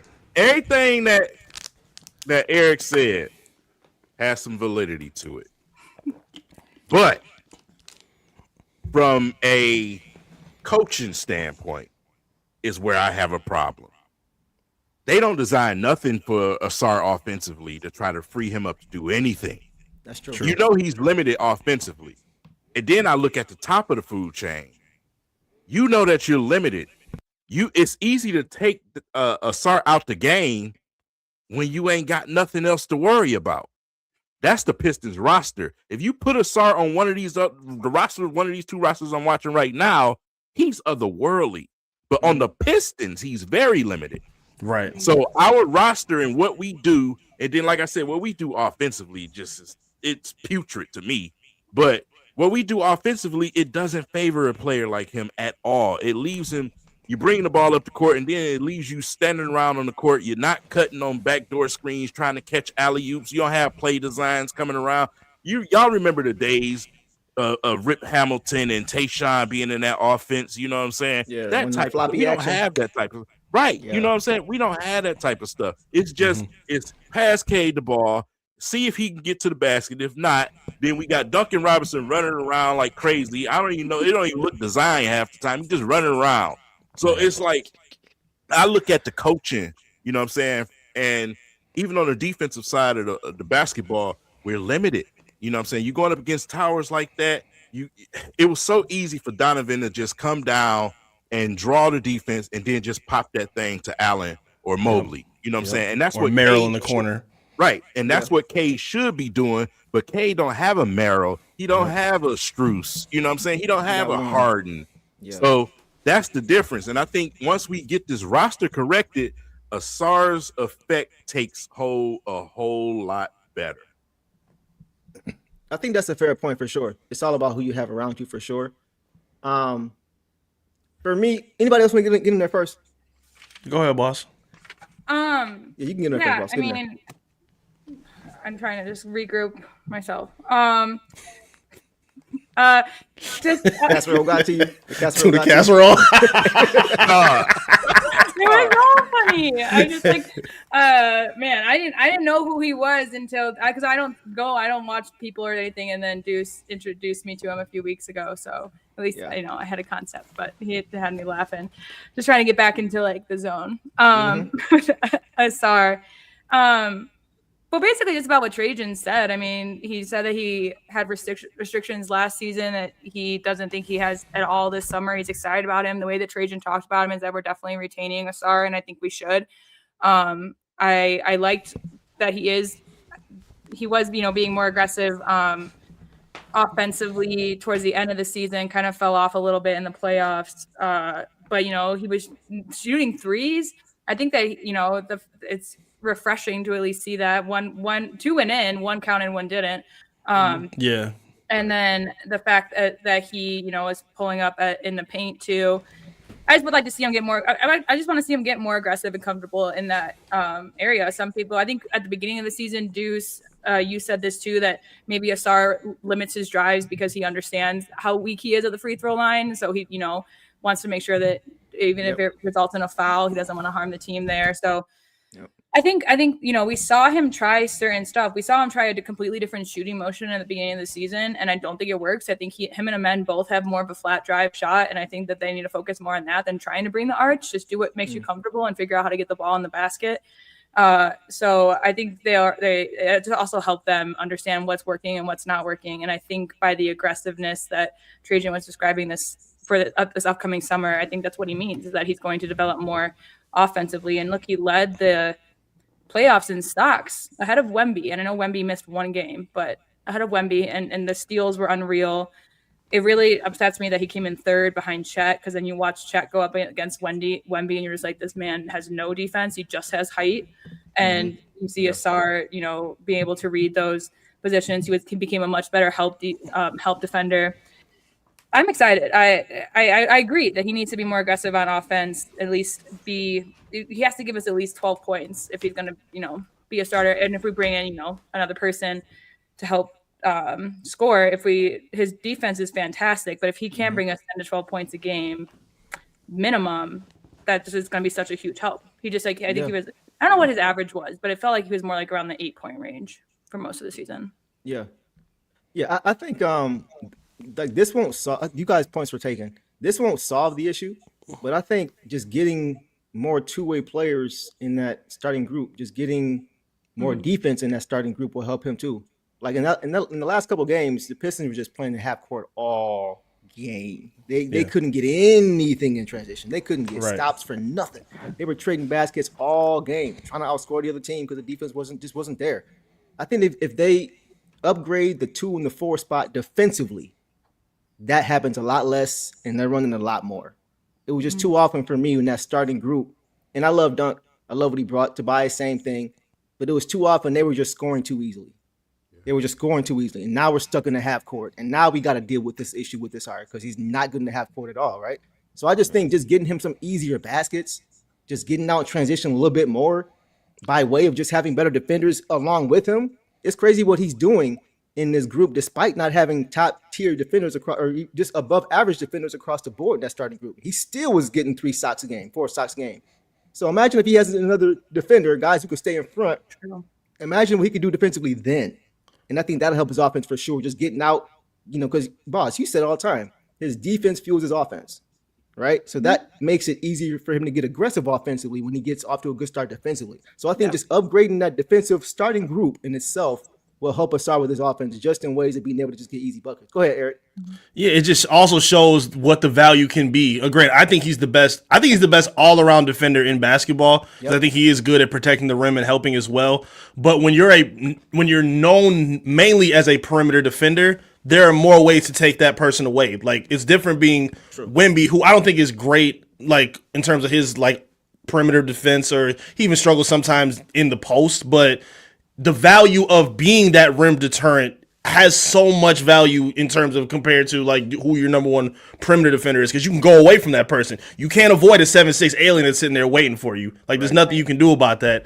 And like, I don't know. It was just frustrating to see. Like, yes, they need to do a little bit better job of scripting and making plays for him. But if I'm a coach, and I'm not saying this is what JB was seeing, but this is what I was seeing. If I'm a coach and I'm seeing you get the ball, you don't even look at the rim when you get it. You're not even looking to try to attack at the rim. I don't care if you're scared to get to the free throw line, bro. There's been resources put on this team to help you get better at that. So the fact that he wasn't even trying to like even look at the rim and be aggressive, and he's a guy that has the tools to do so. His handle, I think, got a lot better as the season went on. His athleticism is off the charts, like we always talk about. He has to find a way to get more involved, and I just don't like. We don't hear this with no other player. Cade is all NBA, but we all talk about his turnovers got to get better. When Ivy was here, we talked about his shooting and his defense had to get better. We've been picking JD apart all year about his defense, his offense. everything. Everybody else got to work on what they're not good at except one person. That don't sound crazy to y'all in the chat? I've never heard that from nobody else. As long as he plays defense, he's fine. That's the dumbest thing I've ever heard. No, this team is too limited offensively. Everybody has to pick their weight up. And that's not an insult. That's just NBA basketball. It is what it is. No, and to add to that, Eric, he's too athletic to not be cutting to the basket and trying to be aggressive, bro. Exactly. I say it all the time. You're the most athletic alien I've seen on the court. You should be dunking on somebody, bro. Like, this dude is too athletic. If you just go to the rim and try to dunk on somebody, either they're going to foul you or you're going to make a poster out of somebody. Right. Yes. Just try. Don't just like you said, you just pass the ball back to Cade. That's not working. And it's not just him. It's the whole team, bro. Agreed. Everybody does that. And the only person that don't do that is Tobias. And like I said, Tobias was easy to defend simply because they had the length. Asar shouldn't even have to be worried about those bigs down there if we had a legit 4. Mm-hmm. We don't have a legit 4. We still got Tobias trying to play 4. Right. And it's like it benefits us offensively, but defensively, it's a nightmare. Right. Yep. So we just got it. Our roster just has to get better, bro. It's got to improve. Yes. Yeah. Because when you can't play out in transition, you see how limited they can be. He's great when he's create those pick sixes. Those are great.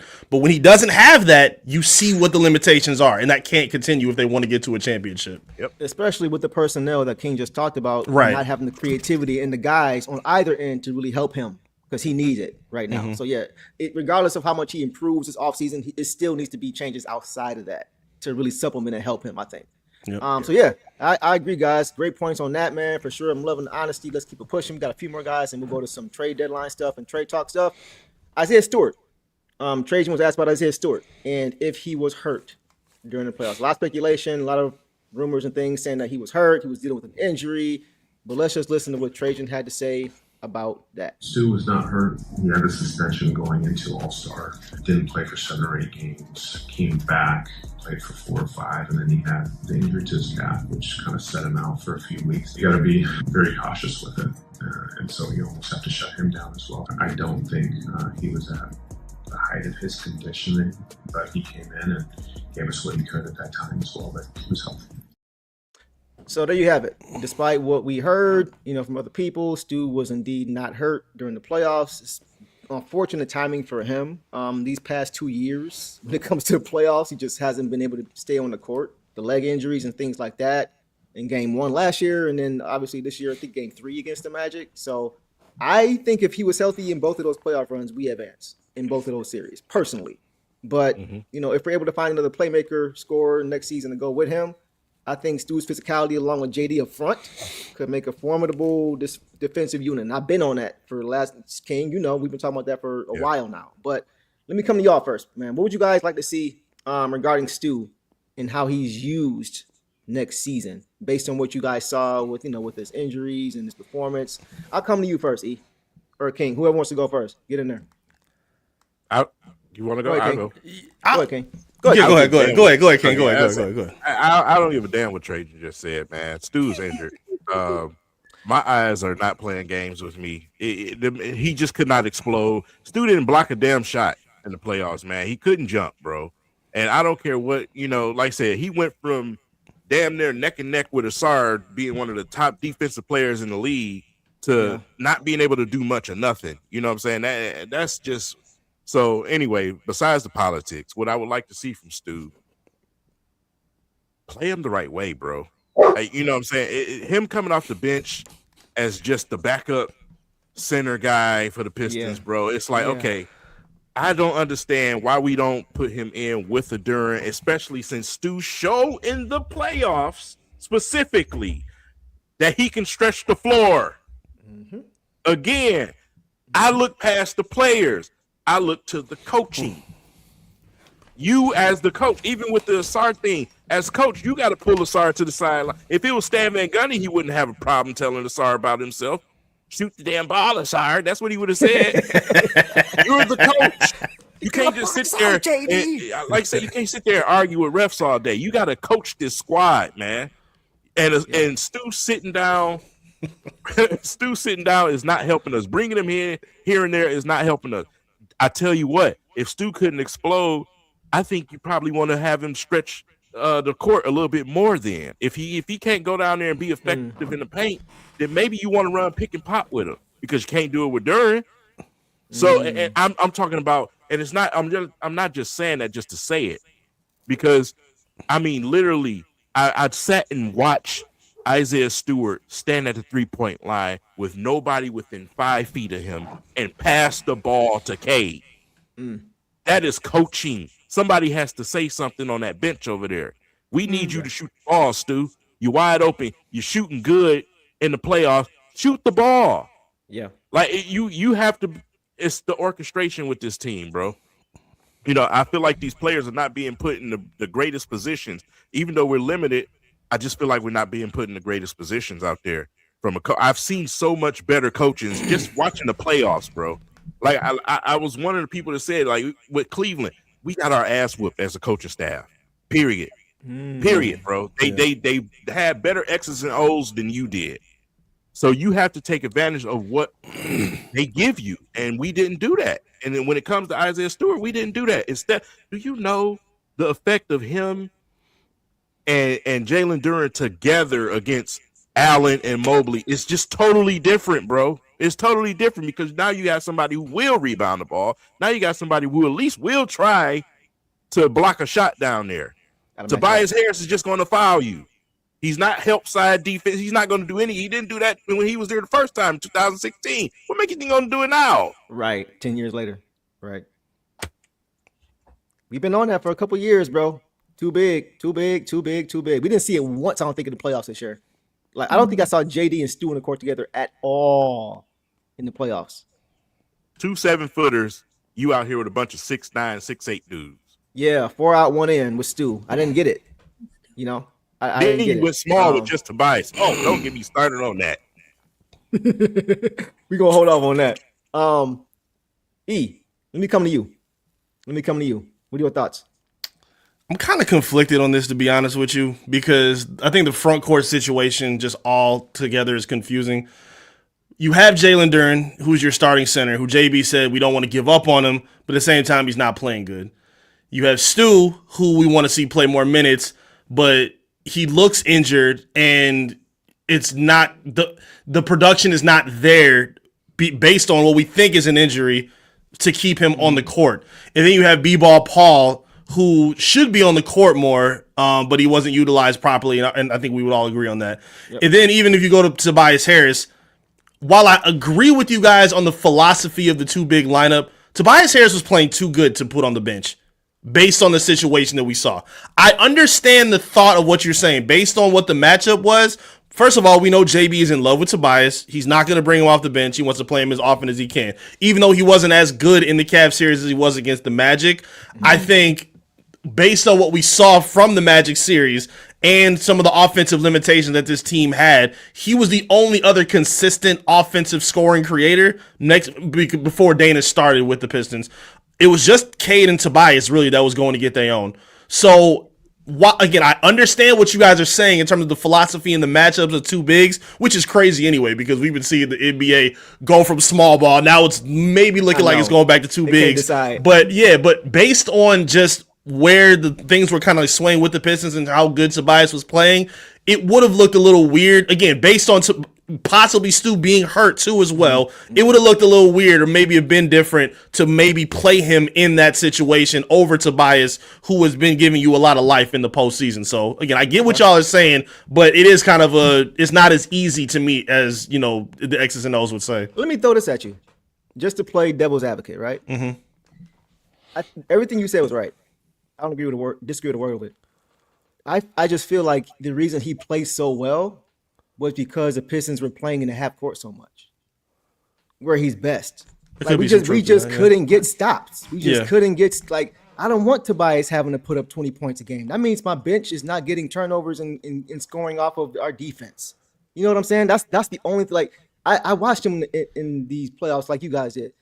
His scoring was in the half court. It's because we couldn't get stops, and we needed to go to somebody to go get us a bucket because we just could not get stops. And on the other end, he's giving up an Allen dunk or a Mobley dunk or a Mobley foul. He's fouling Mobley, which slows our offense down again, and we're half court again. And Tobias bucket, like it just felt like it was a lot of it was because we were just stuck in the half court because we couldn't get stops. So that's my only pushback. Go ahead. You know, I agree, and I think unfortunately that's kind of playoff basketball anyway. Playoff basketball is not a track meet. You can't go up and down the floor like you did in the regular season. That's why we saw like not so much Ron Holland. That's why we didn't see a lot of pick sixes from Asar. We didn't see Cade flourish in transition like we normally do because that's condensed a lot in the playoffs. They're gonna make you grind it out in a half court set. So, again, I think Stu could have helped defensively if he was healthy. And, again, I'm not really sure if he was or wasn't. I was the one to take him at his word. He said he's on the court and he's cool, then I got to believe him. I can't, call him a liar or nothing like that. So, for me, that's just playoff basketball. They were in a tough position, but I think it goes to what we've been saying this whole time based on what their roster construction looks like for these kind of scenarios. Right. That's fair. Okay. Good, boss. Any follow-up? Yeah. And I agree with because we talked about this a lot too. I've said it's almost like if it wasn't for Tobias, I wouldn't mind the two big lineup, but Tobias has carried us offensively and helped us get there. And it's a huge load on, someone said it earlier, on Cade. If we have Duren, Asar, and Stu in there with him, it's basically Cade and Duncan that have to score. And I think the reason too that we didn't go in that direction was because of JD failing to score. Mm-hmm. Because then because then it's like, okay, well, then we have JD at least at the rim for lobs. No, you don't. So you don't even have and JD is not doing well on defense either. So I think, again, I agree with what you said too about our defense turning our defense inspiring our offense because we're more transition team for sure. Mm-hmm. But I think it would be more if JD was doing something offensively. It'd be a little bit better because Stu could hit some threes, but he wasn't doing it either. So we really needed Tobias out there. That's a good point. It was compounded. You're right. That's true. Yeah. So maybe we would have seen that if we saw more from JD. But that was the hardest thing for me is just the fact that it took a long time for him to cut down JD's minutes to give B-ball Paul minutes. And I think that harmed us more. And Stu's role in the playoffs, I'm confused about. Even if he's not injured, I just wonder if it's a little bit mental because he also, runs a farm and takes pride in being a dad. And maybe the last thing he wants to do is tear his Achilles. Maybe he was watching when Dante DiVincenzo tore his. And I think that's the thing that held Aaron Gordon back from performing well for the Nuggets as well, knowing that he has that calf lingering. So, so maybe it was just a little more mental if they swear by it. Now it's three guys, him, JB, and Trajan have all said he's not injured. So maybe it is just a little bit more of a mental thing. But I don't know. But I Stu encapsulates Detroit basketball. So it's hard for me with him because I want to retain him. I really, really do. But he kind of went down from I make my decisions emotionally, but cannot trade him. It would mess with culture, all that. He kind of went down a tier from that because we need, this is when we need you. I think Eric just found a spider in the corner. Stephon Castle just put Hardenstein in a body bag. Wow. Okay. God. Sorry. You guys are going to watch. I got to figure out. But Boss, you're making some great points because like I said, you actually speaking to where I'm actually trying to land my plane. And it is the calf injury. When I seen it happen is why I said, okay, I know this man is not 100%, whatever they say. And it's the reason why he's playing cautiously like he is out there, because Stu is 100 miles an hour all the time. That's never not a thing with him. You know what I'm saying? So whatever they decide to say, we're not stupid. But 8 blocks in 17 minutes, I think, in game 3. In a lot. Crazy. That was crazy. Come on, man. So and then it's but where I'm trying to land my plane is this. It's the adjustments. You're correct. Tobias is a reason why we were in that series with the Cavs because of what he did with Orlando and everything. But when you see that start to falter, it's called adjustments. In the NBA and the playoffs, you have to play chess. Yep. So and that comes with playing and making moves on the fly that you characteristically wouldn't do during a regular season game. Mm-hmm. So if you have to match up what this team put out there on the floor, you got to match what they put out there on the floor. Right. And for what we was doing and the way that he was playing, it was screaming to us, we need another big out here to help Duren, bro, because we got to help him to help himself. And we didn't have that answer out there. I don't give a damn if you would have put Tobias at the 3 and let him check Strus or Sam Merrill. That's a better chance of him trying to check James Harden coming off the damn switch. So if you got to put Asar at the 2, fine. He's out there defending Donovan Mitchell. Yeah. So whatever you got to do to match their energy, you have to make that adjustment. You have to. And it's just like Paul Reed and JD. Yeah, exactly. Yeah. And it's this thing with JD where he just, and not only the fact that, I lost my voice stream after stream telling this man to call timeout, he would just sit there and just let it keep going. Right. It's like, bro, do something different. Bring in a different guy. This guy ain't got it tonight. Well, let him play. Let the other guy sit over here hungry. I'm tired of seeing snapshots of everybody celebrating and Ron Holland sitting over there on the bench like this. I know. Wait. Bro. Before we gonna get to him, but I agree. Go ahead, boss. I just want to talk. I think that just reiterates my point again, though, is because, but JD wasn't doing anything. Why do I don't think Stu being in would inspire JD to try harder when we just talked about it was an effort. If Duren is out there with 2 bigs trying to play against 2 bigs, that's a woulda, coulda, shoulda. That's a maybe. No, but I want to hear your response to that though. King, go ahead. What I'm saying, if Duren is out there with 2, you got 2 towers out there. If I go to this one's gonna catch an alley-oop on my back over here. Why? Because Tobias Harris ain't stopping him from doing nothing. So it's like like you say, even with Paul Reed out there, that changes things. Now you got it's mano a mano out there. You know what I'm saying? Now the Pistons can respect. They can defensively. The defense that we were running out there is absolutely insane to me. First of all, we don't want to talk about the overcompensating that we was doing out there. You know what I'm saying? Where everybody is just, you got 10 Pistons in the paint trying to guard Evan Mobley or Jared Allen like they Shaquille O'Neal.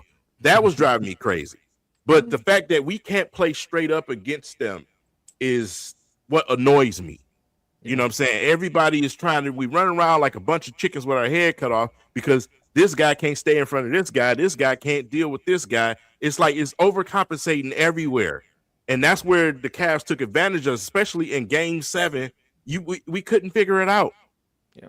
And that, like I said, for Duren being 22, mentally, for him to try to figure that out by himself on the court without his coach making adjustments, coach. That's hard. That's tough. And now I'm starting to believe all these Cleveland fans and what they said about you. I don't know if I can go that far. I mean, I do agree. Go ahead, boss. I like that you use the age for that one. For that. Anything else, you're like, no, he's 22. He should be able to play basketball, but mentally. Yeah, the mental part. Yeah, there. Go ahead, boss. That's what you get. But I will say, we got like a 7-minute stretch of B-Ball Paul and Jalen Duren out there, and it was bad. Nothing happened. Nothing changed. I'm not disagreeing with the 2 big. I'm not disagreeing with that, but I just don't think the whole big situation was confusing to me in general. I think B-Ball Paul should have had more minutes substantially earlier games, but I don't think that Stu being out there would have inspired Duren to do much. I just know when I see them play together, JD looks a lot better. I think you just take away our both sides. A lot more comfortable knowing he got somebody on his backside. You know what I'm saying? Paul, he was just playing bad with anybody out there. He was just bad. Yeah, I mean, that's been established. I can go up and down the list on this team about who was bad. Yeah. So, all right. Speaking of B-Ball Paul, let's go to him next. Coach was asked about B-Ball Paul, about his impressive playoff performance this year. He said he was a consummate pro. Didn't matter the situation. He always stayed ready. He's a much better player now than he was 2 years ago when the Pistons got him off waivers. And he said the Pistons are lucky to have him. So he had an incredible playoff run. We know that in both series. But there was a lot left to be desired as far as, at least for me, how much he played. But what about you guys? What would you guys' thoughts on B-Ball Paul's season and his ascension opportunity that was given to him in the playoffs? I'll come to you first, boss. What's up? Oh, go ahead. Go ahead, boss. I'll come to you first. I mean, I love B-Ball Paul. He's my favorite. I've loved him since we got him. I love we had very short minutes last year but when he was out there, he went crazy. He is just someone who he's a microwave. Like he's our microwave in a different way. I'm wearing the microwave today, but I just didn't understand some of his minutes. I didn't understand some of the up and down minutes throughout the season and in the postseason too. He's incredible. He's probably number one on my do not trade list. I don't want him gone. And I want him for sure. Utilize more. And I think that's why it just added to the frustration of knowing how deep we were at the center position, why we just relied on someone playing bad so long. And of course we kept saying, like, we kept giving him chances, but when you start off slow, I want you out of the game immediately. B-Ball Paul and Stu, I was all for. The 2 big lineup would have been good because B-Ball Paul can play a 4 as well. I just love he brought the energy. He brought everything. He was just a big part for a lot of wins and just keeping us in games. I like that JB calls him, a guy that can come in and change the game for you, and he deserves that kind of praise, but also he can change it from the start. He can be impactful, and the way he plays like he's not tired. He gets his 1 turnover a game. That's what I allow him. It happens early, and then he's good. I love his 3 shot. He should have shot more threes when he was in. I love it. I know you don't like it, King, but it's so nice when it goes in. It's so satisfying. Look, if it works, it works. So satisfying. I know. Oh man, but B-Ball Paul is just incredible, and I just think he deserved to be. We caught on to the fact that we just didn't see him till the 4th quarter in an important game, and then we did see him earlier, but then his minutes were weird. There was one game where I think JD came in for him. It's the one where B-Ball Paul played like the entire 4th and the overtime. And JD came in for just like a rebound, and even I was just like not. Or he came in, and I thought he was checking in for B-Ball, and I was like, this is where we. It was just so bad, but I'm just amazed by what he does. The fact that he went out and got stronger in an off season where he knows that he was a 3rd string, and he went out and got better, and he's always just willing and ready. And I think he deserves more. And I think I don't know. I hope he's the one that I would be absolutely livid if we got rid of him. Livid. Yeah. Well, thankfully he's here through next season. So. Well, he is here unless they trade him. That's what I'm saying. Yeah. No way. I know. I see what you're saying though. Yeah. I just want to make sure the chat knew that, like, he's not a free agent. Oh yeah. This offseason, nothing like that. He's here. Right. But okay. E, let me come to you next, bro, and then I'll come to you after the King. Go ahead, E. And I'll be right back. Yeah. Go get the dog. Right. Yeah, it's hard not to love B-Ball Paul. We wanted to see more of him. I think he definitely could have been more active and helpful to stop a lot of bleeding that we saw in both series. Anytime he came in, it was an instant impact. And it was crazy how when Jalen Duren came back on the floor, the team took a dip immediately on both sides of the ball. Like, it's not like B-Ball just made an impact as an offensive player. He was doing great, with his rebounding, switching possessions, giving great rim protection, giving the Pistons everything that they needed, from that 2-way aspect. I think he fits more. I've seen a lot of Piston fans tweet and talk about the possibility of him starting. I think the unpredictability of his game is what makes him so valuable. And I think if you start him and make him, a full 30-minute player, it may make it a little easier for teams to adjust and game plan for him. So I like him coming off the bench. I think he does need to stay here. I think it just kind of goes to like not a jam, but just like the bit of the weirdness that they have with their rotation. Because he could have been playing a lot more minutes and maybe things could have shaped out different. But credit to him, and I'll credit JB Biggerstaff as well for keeping him prepared, for moments where he wasn't playing as consistent as we wanted to see. But anytime his number was called, he was ready to go and he did what he needed to do. So shout out to B-Ball Paul for being an embodiment of Detroit basketball this year. That's a fact. And he didn't complain, bro. No, not at all.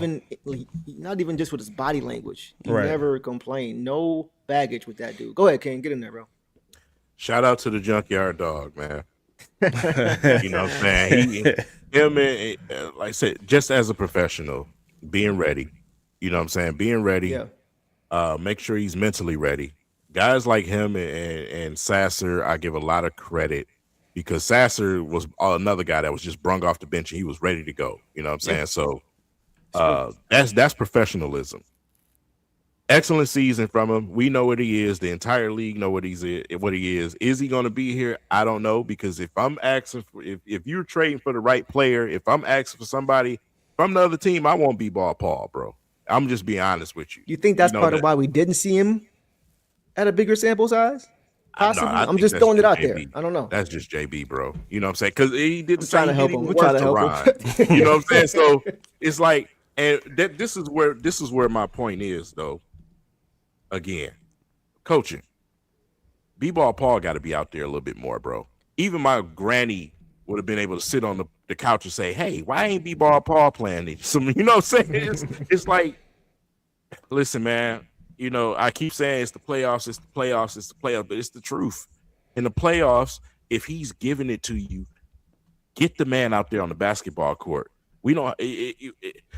This is why this is truly a evaluation season, bro. Yeah, because it's like we left guys out there to just roast and see until they bubbled and popped. You know what I'm saying? So it's like, if you were really going for it, and I seen this type of rotation, then I would be concerned. But I think they kind of wanted to give these guys a trial by fire. You know what I'm saying, out there, and see what they really have in these dudes. Yep. The steps they can take, if they can adjust during the playoffs, get better.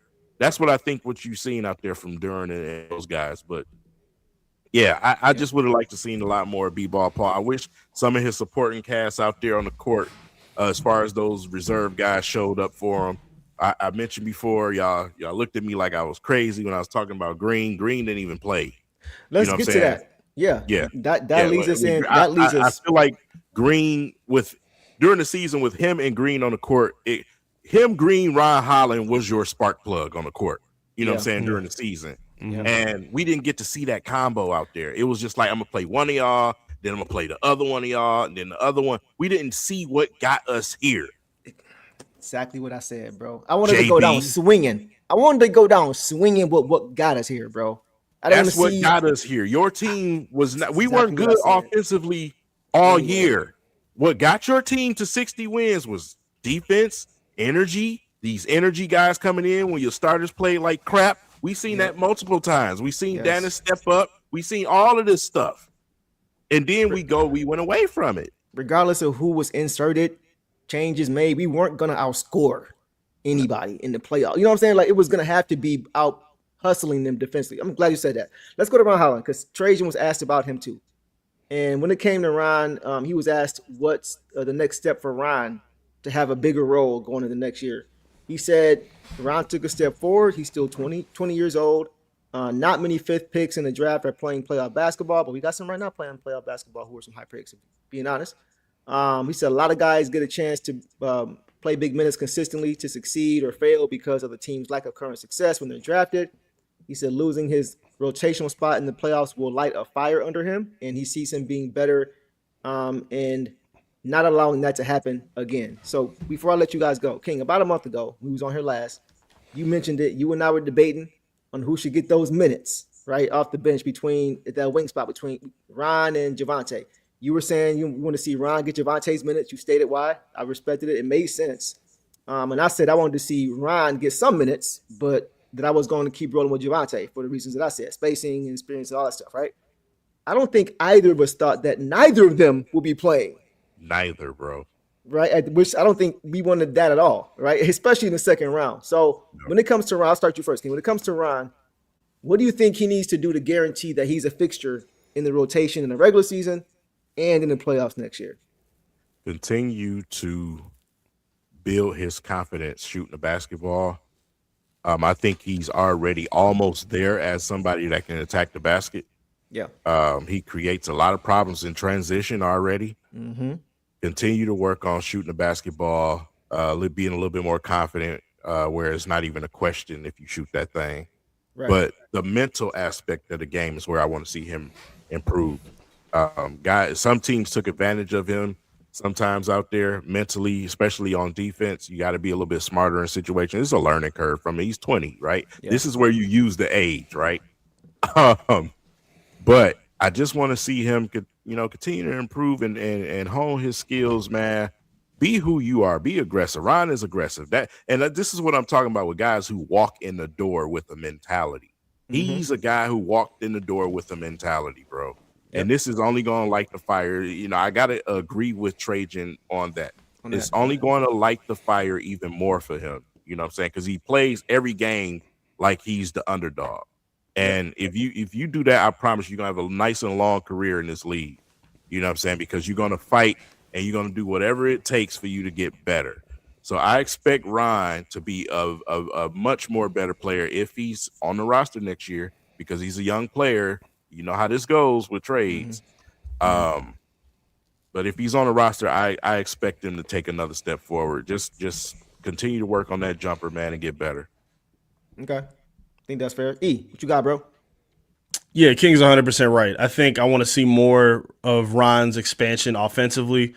I love the confidence. Like, it's never a question of where he's, scared of making mistakes. I mean, we only really saw that in the playoffs this year when he got in with the Cavs, when he finally got in and we saw him passing up shots because he was cold from sitting for an entire series, which I still don't really understand at all. You could have played him in the Magic series. You definitely could have played him more against the Cavs. I thought it was really weird that he was a complete, I'm not going to say non-factor because he wasn't getting an opportunity. I was kind of with King on that, like, because I didn't think Javonte Green was playing good enough to get the minutes he was playing over Ron. I think Ron has been one of the most consistent defenders for this team all season long. Yeah, Wu played 82 games, but I don't think he was a better defender than Ron at any point of the year.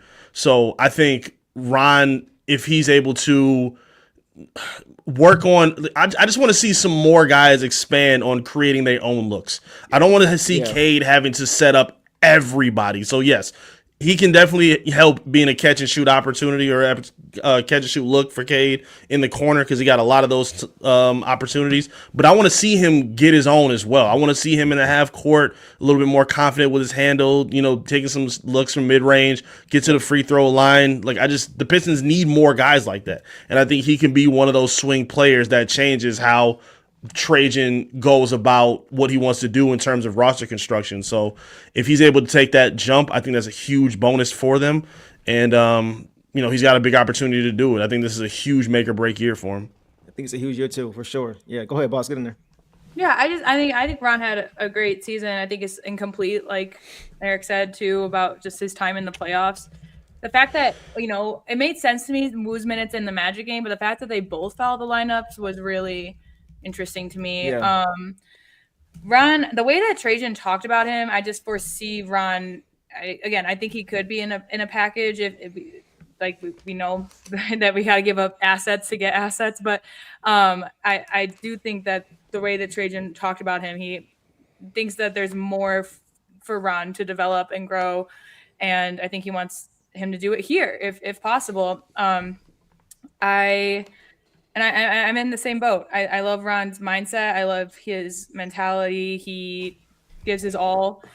He wants to improve. You can tell the way he was shooting. Summer League was crazy. I wish he was to carry that offense over to the regular season. But we didn't get to see, especially towards the end of the season, we didn't get to see the Ron we know, exploding to the basket, things like that. But if he can develop an offense, and a star can too. I mean, that they would be great. The 9-to-5 experience that we all thought we were getting when we were coming into the season. Yeah, he's just another guy that I think just would ooze Detroit basketball and just needs to, I think right now it is just the offense holding him back a little bit, and just the youth. Like, my reason why I thought he didn't play against the Magic was because of their flopping. And I think James Harden would have had a field day as well on Ron Holland, because he doesn't get the benefit of the doubt on either end with the whistle. True. I think, but that also doesn't mean that he didn't deserve the chance to go out there and try.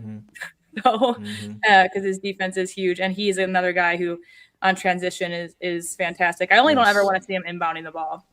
That's the one thing too. We haven't seen it in a while, but inbounding, terrible. That's not as really. It's not a playmaker. It's not a passer. No. So, but I mean, I just inbounder though. Hey man, listen. The leader of our team ain't no inbounder. Yeah, we didn't have some. Strus had him in hell. I was about to say Max Strus, Cade, but Ron, he has that youth where he just doesn't think right away. Like he's just like, okay, or he's like on to the next move and he's like, okay, let me get it in. He doesn't consider all other factors. I just saw it get really sloppy with him at times, but so there's just little areas for him to tweak. But he is working on his offense. We've seen it since summer. We saw him have 2 of 4 3 shooting games, and so if he can do that, but I feel like he was focusing too much on the 3-point shot for us later in the season than he was getting to the basket, and I think that kind of killed his offensive confidence as well. Yeah. But he, again, the way the Trajan spoke about him, and because he was a Trajan draft pick, I expect us to do our best to retain him. I can see us, if the guy that we really want, Trajan really wants, and Ron's in that package, potentially, I don't think we would just give him away for nothing, Yeah, I hope not. He's too good of a young prospect in my mind. One of my favorite players on the team. Yeah, just the way he plays the game. You know what I'm saying? Shout out to Pops too. Oh, for sure. Yes, shout out Ron Sr. Yeah. And he leads the dancing. Who would carry the stereo? Captain Boombox, that's right. Yeah. Oh, you already know. You already know, man. All right, guys, let's keep pushing, man. Let's get to our last topic of the night. It's a biggie. Trajan was asked about the possibility of making an all-in move this upcoming season and how the Pistons can improve the roster. And he said that there are a lot of options, but there's a lot of factors that goes into making that move, like the player, the time, the salary, the assets going out. He said the more ball handling you can have on the floor, the better. And he says spreading the floor and shooting will definitely help, but those things are hard to find and they're expensive, and sometimes teams don't want to part ways with it. So we can all agree the Pistons are not going to make any type of move that's going to compromise all their depth, obviously. But there is no doubt that this Pistons roster can be balanced out and upgraded, the starting group especially. So I just want to ask you guys, what type of move or moves do you guys think the Pistons could look at this offseason? And as you guys are gearing up for that, we got this graphic from our dog King, who took care of us with this here, but we got a whole breakdown of what the Pistons could possibly do.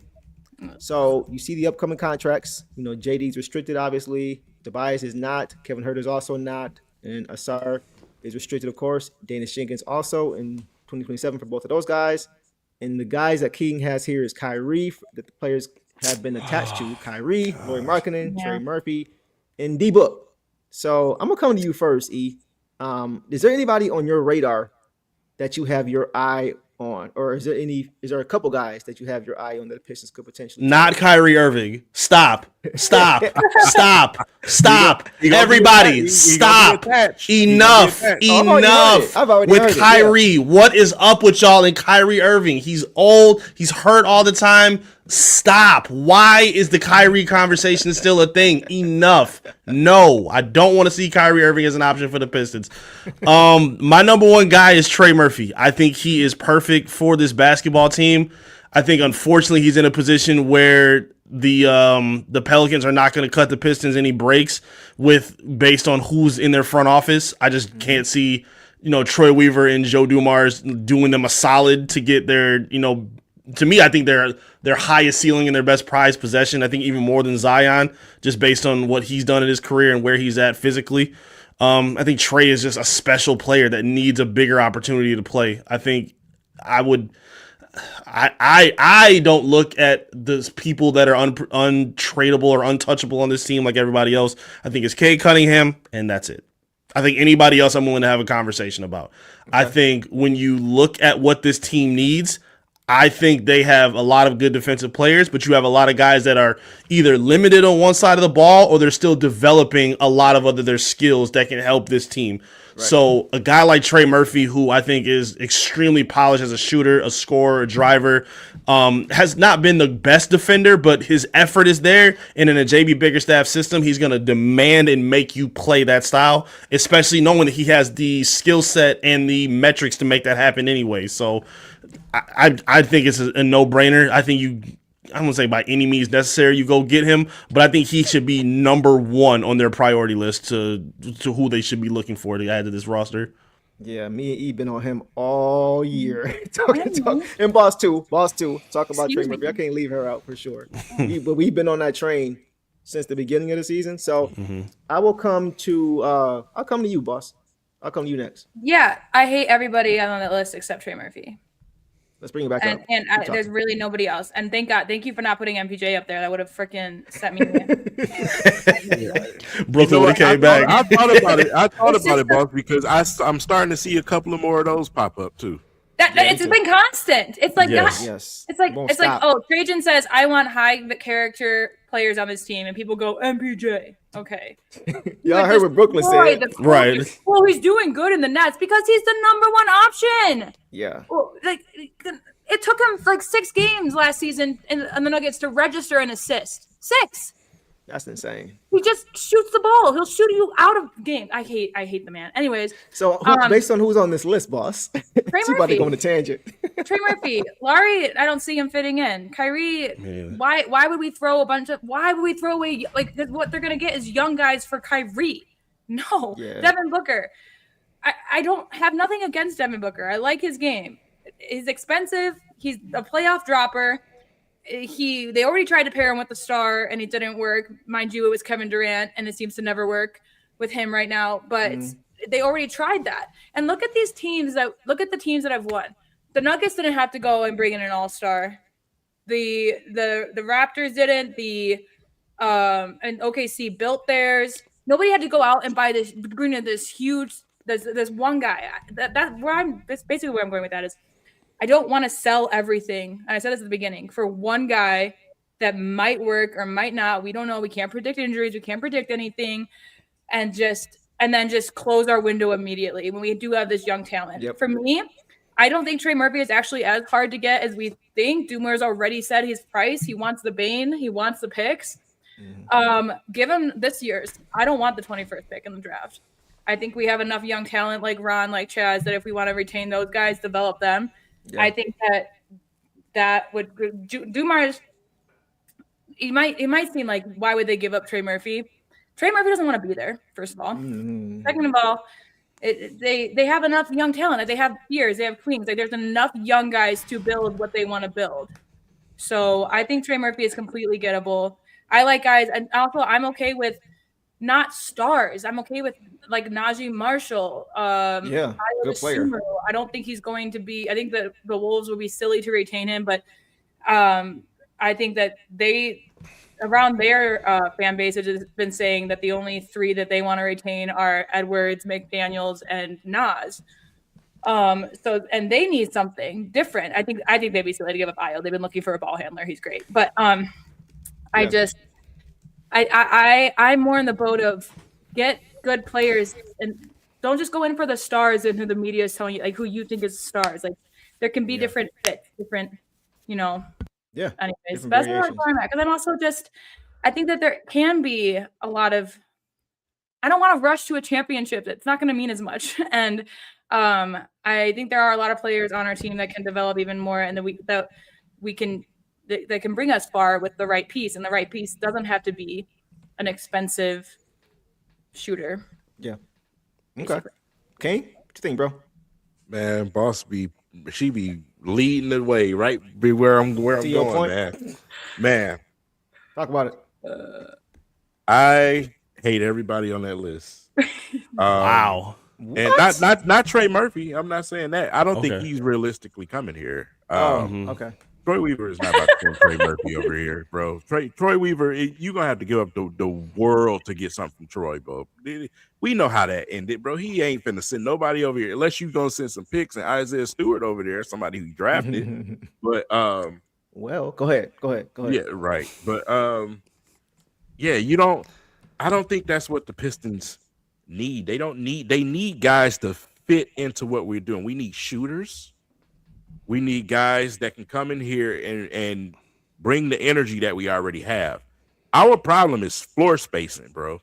Our problem is not defense. Our problem is not any of those things. It's scoring and floor spacing. If you can bring somebody in here that's not some big name and where you're going to have to give up half your team and destroy your culture, I'll do that. You know what I'm saying? These big name, Devin Booker, that ship sailed with me about 3 to 4 years ago. I was going to say, yep. You know what I'm saying? That's over with. For the life of me, I don't understand why anybody would take a chance with Kyrie Irving right now. The guys like him and Kawhi Leonard are Russian roulette. If Kawhi don't like the team that he's at, he's going to ride out an injury to the end of the season, bro.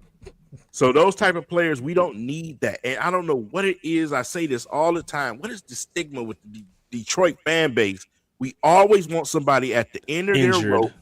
Yes. That's injured or too old. Bro. Or we always want that player. I don't understand it, bro. Instant ready.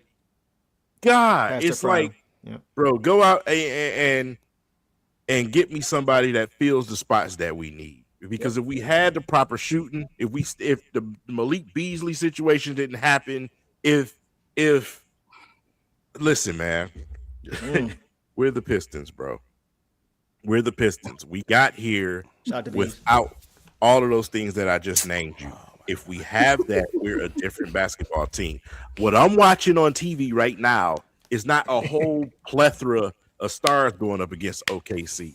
It's Wemby, the big alien, and a bunch of young dogs that can shoot, bro. And defend. Like the ball movement between these two. This is why I said the East is irrelevant, bro. What I'm watching right now, it's beautiful. The beauty of this basketball in the West right now. Yes. It's like, bro, we need to match that energy. We need to be thinking about going against them. We don't need to be thinking about raggedy ass New York and all these other teams, bro. Trying to win it all. It don't take much to get better than them. Raggedy. You know what I'm saying? Right. It don't take much to get better than them. Go get the right guys. Get some guys with some experience and that can shoot the ball. That's why I said at the trade deadline, you could have got me somebody like Malik Monk or something. You know what I'm saying? Somebody who can shoot the ball. You know what I'm saying? So that's not expensive. Yeah. Don't sell your team for some big name. Yeah. Go ahead, boss. I know. After you. Go ahead. Okay. Yeah. I was going to ask, because I know Eric has to go soon too, but I saw comments with some names and I just wanted everybody's opinion, but you got to go too. So I'll let you go first, Deuce, and then. Oh, yeah. I'll make this as quick as I can. Yeah. I know you got to go write some fire articles. Guys, I need Trey Murphy here. I hate to be echoing what you guys are saying. I need this right here. I need Trey Murphy on this team. Go get me Trey Murphy. Yes. Trey is the answer. He's been the answer since the end of last season. I tried to hold off talking about him too much this season out of respect for who's here, but the season's over now. So now that's over, I've been waiting to talk about this for a while. Trey Murphy, guys, has played 5 seasons in the NBA. Every year he has increased his scoring, his rebounding, and his assists. Every single year, all 3. Last year, he averaged 22, 6, and 4 on 47, 38, 89 splits. He's a great spacer. He can put the ball on the floor. He can make plays. He's got great vision. He's a freak athlete. And stylistically, he fits because he can get his own shot in the half court, and he can play on or off ball. He don't need the ball to be effective. He's a great catch and shoot guy. He's a great athlete. So the defense to offense style we were talking about will suit him perfectly. And then defensively, he's not a top-tier defender, but he gives the Pistons something that Trajan Langdon loves: versatility, defensive versatility. He can guard 1 through 4. He's 6'8", 7-foot wingspan. He can guard 1 through 4. And the thing is about him is not a pipe dream, because guess who traded for Trey Murphy on draft night back in 2021? Trajan Langdon. He was the Pelicans GM at that time. The Grizzlies drafted him, and Trajan immediately traded for him. And as far as guys going out, don't forget Troy Weaver drafted Marcus Sasser too, just as a little tidbit. But the thing for me is, like, also he's gonna make less than $30 million per year over the next 3 years. That's a bargain. And he's also just 25 years old, so he fits the timeline perfectly as well. So it's other options out there for sure.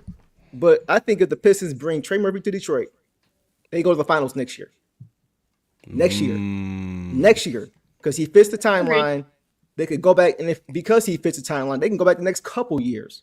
So if they can clear that logjam they have at that wing position, for example, and they can attach some draft capital, which they have, they got their first and second round picks for the next 5-6 years. Yeah. To me, he said, I'm doing it however I can, bro. If I can get it done, I'm doing it within reason. I'm doing it because he checks off every single box. And for those who think that, maybe you want to go with a different lineup, okay, cool. Then go with this. You want to go bigger? Fine. You go with this. You go with Stu or Paul Reed or however in that front court. But the point is that you have options. That's my point. So it'll take some scoring load off of Cade. It'll prevent teams from packing the paint with JD, which a pick and roll is going to be a lot more effective. another playmaker, more spacing. He's more athletic. He can stay in front. He doesn't break the bank. It reunites Trajan with the player he wanted and got back in 2021, and you got him for 3 years. Like, for me, it's almost too perfect. So if I'm Trajan, I'm doing whatever I have to do to put him on this team. That's where I'm at. Like, if we get him, y'all ain't gonna like me. I'm gonna be insufferable on here. Go ahead, E. I'm gonna put you to the test though, because y'all know how I feel already. I just told you who my untouchables are. Who are your untouchables if you were trying to go get him? Okay, I'm with you. Yeah. Okay. Like, that's how good I think he can be, bro. Okay. That's how high I think his ceiling is. Please, if you have not, go look up some film on Trey Murphy, guys. I know you guys have, but chat, go watch this dude play. He's a sleeper. He's one of the most underrated players in the NBA. Easy. No question about it. So, all right, go ahead, boss. What's up?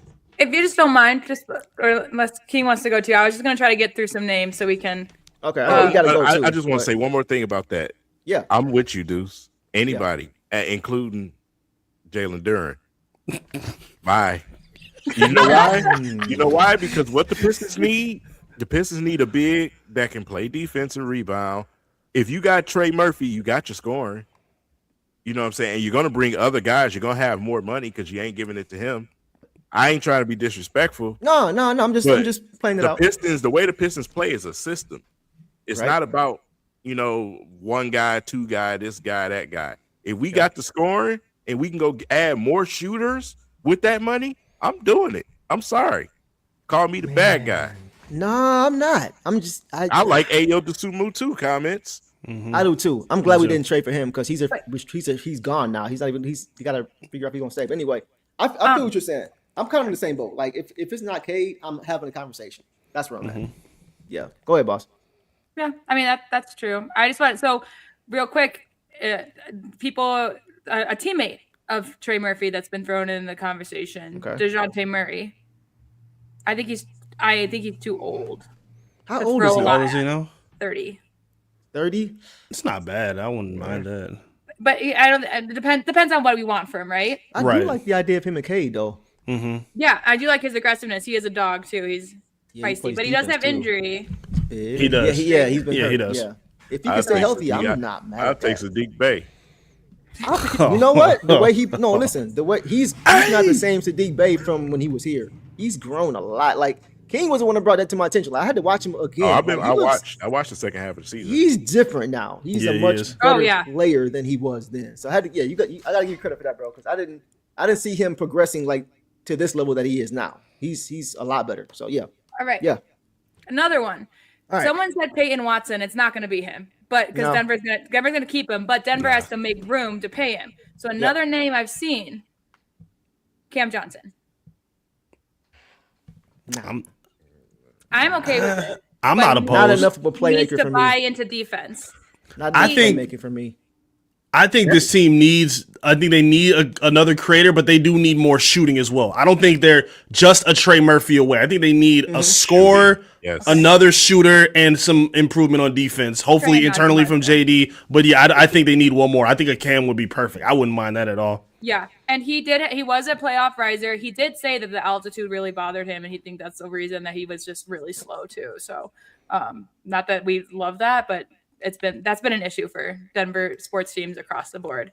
John Collins, I wanted him last season. I wanted him in the offseason. I wanted him too. I like John Collins a lot. As a 4? Okay, and cheaper. So it'd be like a Trey and a John, you could bring him in without selling. He's not an all-in guy. I think Trey would be our most expensive guy. Yeah.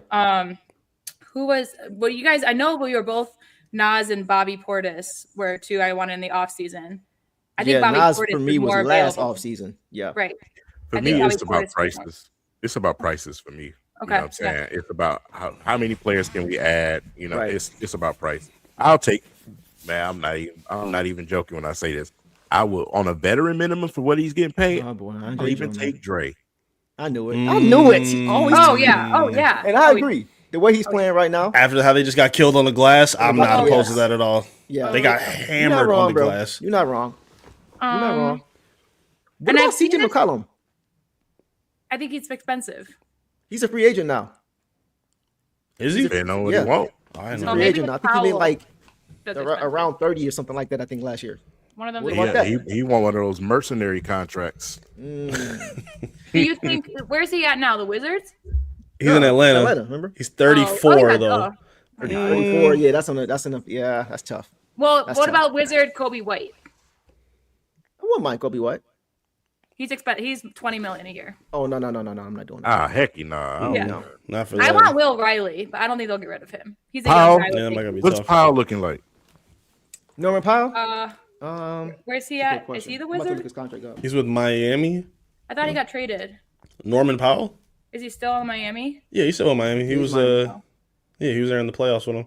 Okay. He's 32. 5-year, 90 a year or 90 million contract. So what's that like? 15. Like 17 a year, something like that. Maybe. That's not So bad. that's 32. I don't know. I'm looking at He's a free agent right now. Matthew Marcel's 28 for $9 million a year, and he's in his last year of the contract. I don't And know. the Mavs are blowing it up. What Yeah. about PJ Washington? I like PJ. I like PJ. I don't know if I he's like big PJ enough. Washington. I don't know if he's big enough. He's like 6'7", 6'8". He's big. He at least Is looks he? big. I don't think he's. If he's 6'7", that means he's shorter than Duncan. Let me see, because I don't remember him being any taller than Tobias, and that was kind of my issue. With I just PJ. like his. You know, he I can think do that he's for like Cadence 6'8". and Let me Luka. see, real quick, and then I'll let you. He's 6'7". Like, Oh, yeah, he looks I- bigger. Yeah. need more size. That's Man, I'd we rather need keep some Tobias. length, man. Pause, but we need length. Aaron Gordon. Yes, You would hate that.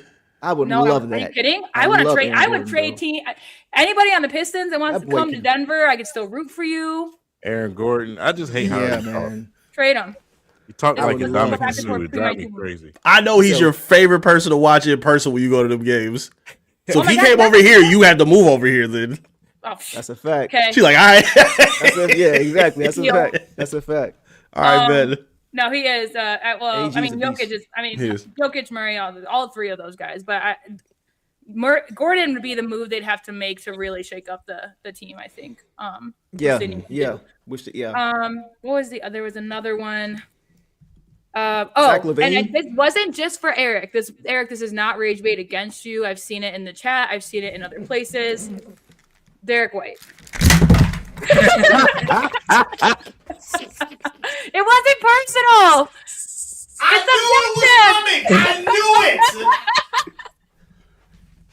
I knew it. I knew somebody was going to say it. Unbelievable. Jalen Suggs, evil. twin.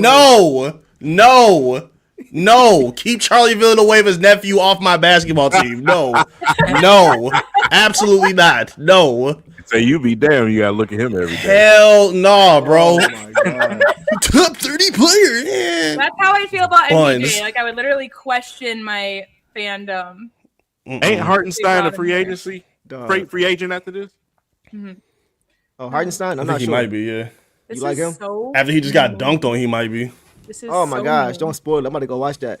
Bruh. Man, I'm screaming at Man, Charlie this Villanueva rivalry as well, bro. between Holmgren and Wemby is funny, man. All right, real quick, Trying to kill real quick, and I know you got to go. Finals predictions. Who you got winning? Western Conference, Eastern Conference. Who y'all got winning, and how many games? I want we'll call it. Spurs, but I feel like it's going to be OKC just because of they've been there. Okay. No, whoever's in, I picked Cavs, except after the collapse, I'm like, you just gave all the momentum to New York. I was going to Gave it text all you to New yesterday, York. but I was like, no, I'm not going to do that. I would. I mean, I we were would have talking owned it. I was feeling good. I was like, no, this is what I was telling people. I was saying like, this is the Cavs are going to beat the Knicks, and then they collapsed, and I was Yep. like, okay, well now And- we got to work extra hard. And what we were But- saying, like Harden can't guard Brunson, bro. Like he's They a gotta cone, keep- bro. Can't They guard need to him. cut Harden's minutes, but Brunson couldn't guard Mitchell. That was a trade-off. Yeah, he couldn't They either. need to cut Yeah. Harden's Yeah. minutes when the minute he's bad. And I know no one likes. I like Jalen Tyson, but Yeah, I like Tyson. He they nice. need a defender on Brunson. They need a defender, and Dean Wade is not their defender. Yeah. No, he's he's their not. defender. He's not a Oh, defender. the K stopper, The Dean K Wade. stopper. Yeah, exactly. The Ruben Patterson of 2026. Right. I'm still gonna say Cavs. Honestly, I think that D Cavs Mitch still? something has lit in him. I think they just need to make the right adjustments, like cut Harden's minutes a little The bit. More Thunder. will Schroeder? win the Thunder will win the championship. Yeah. You think I'm so? with that. Yes. I got the Spurs in 6, bro. You got the Spurs in 6. What's the score right now? I think the Thunder lost that series. Thunder winning right now. Yeah. Okay. Thank I you. think the Thunder lost that series last game. Thunder been sitting Without around waiting De'Aaron for Fox. 10 They're playing years. better. Stephon Castle, 11 turnovers. They swept They still everybody. They've win? been sitting around waiting for 10 years. They entitled to come out rusty. Yeah, is Fox coming back or is he done for the series? No, he's supposed They to be coming back. Yeah, they Okay. just said he's gonna sit there. And the last time I heard about it is that they were hopeful for it. He could have played, but they decided to rest him. And I think that they decided to rest him this game because of winning game 1. Okay. All right, so because of that, I'm going with the Spurs. I'm Yeah, going with the Spurs. That's my thing. Like losing that game. I know it's just one game, but losing the way they lost it Yeah. without him. And they didn't play great either, and they still won. Yeah, They win it right now, and Tony Brothers is reffing. Oh, well, we'll see.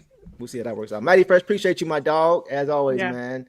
Gotta have you on when we do our next fan show for sure. My guy. And shout out to Mark Wilkinson as well, man. Hope you guys some likes up if you enjoyed this video. We appreciate you guys, man. Yes. All right, guys. Eric got to go write some articles, and we got to go live a little bit. So we're gonna call it there. But we appreciate you guys for hopping on with us tonight, man. A little off-season talk, Pistons preview of the next season. We enjoyed it. Go ahead, boss. And I think we'll be back because I definitely want to talk to you guys sure. more about. I see more names out there: Anthony Simons, Drew Holiday. Okay. I'm seeing more names, and we definitely want to talk about that with you guys as well, and also about the draft. I'm really curious about the draft. We'll cover that next time. Okay, we didn't even get a chance to get to that, man. Yeah. A lot to unpack. But we appreciate all 200 plus of you guys who are here watching live with us, man, on a Wednesday night. Happy Hump Day to everybody. We appreciate you guys for showing up, showing out as you guys always do. Vinny and King, we appreciate you boys pulling back up to the show, man. Make sure you guys are subscribed to E, to King, Boss on YouTube, as well as following them on X and Instagram as well. And make sure you guys tapped in with Eric as well on clutchpoints.com, where he's about to write another fire article. What's up, bro? It's my birthday tomorrow, so if y'all really want to help me out, please subscribe to my YouTube channel. I would really apprite that. Subscribe, Top Title Detroit. I would really appreciate y'all if y'all could do that, please. How old you turning? I'm turning 36 tomorrow. Oh, yeah, baby. Yeah, baby. My same birthday as Biggie. Ah, right. Yes, sir. I'm jelly. I ain't gonna lie, I'm jelly. Jeez. Yeah, drop some fire emojis for E. Make sure y'all go follow and subscribe to him. By the way, I had the same birthday as Eminem. I've always loved that. Ooh, okay. I got the same birthday as Matthew Stafford. Oh, okay. All right. I got the birthday date as it was the 3rd of September. That's not a person, but it doesn't matter. Anyway.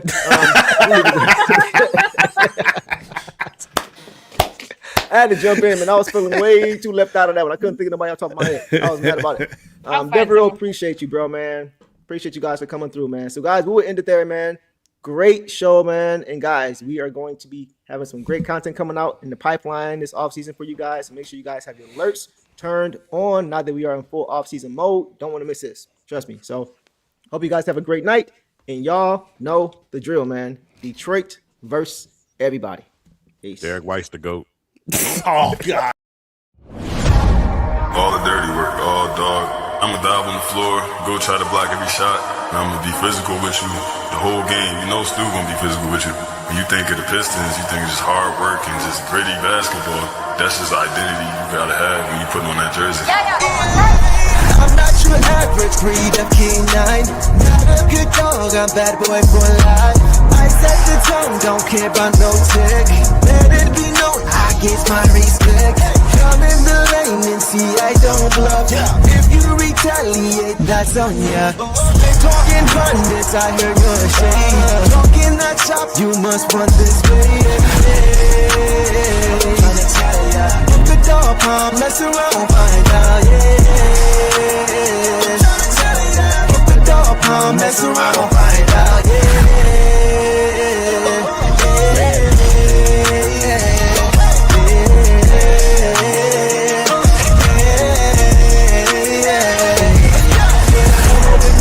For some barbecue sauce, boy, you better cough a hill, cause I'm like that. When you're real for some barbecue sauce, boy, you better cough a hill, cause I'm like that.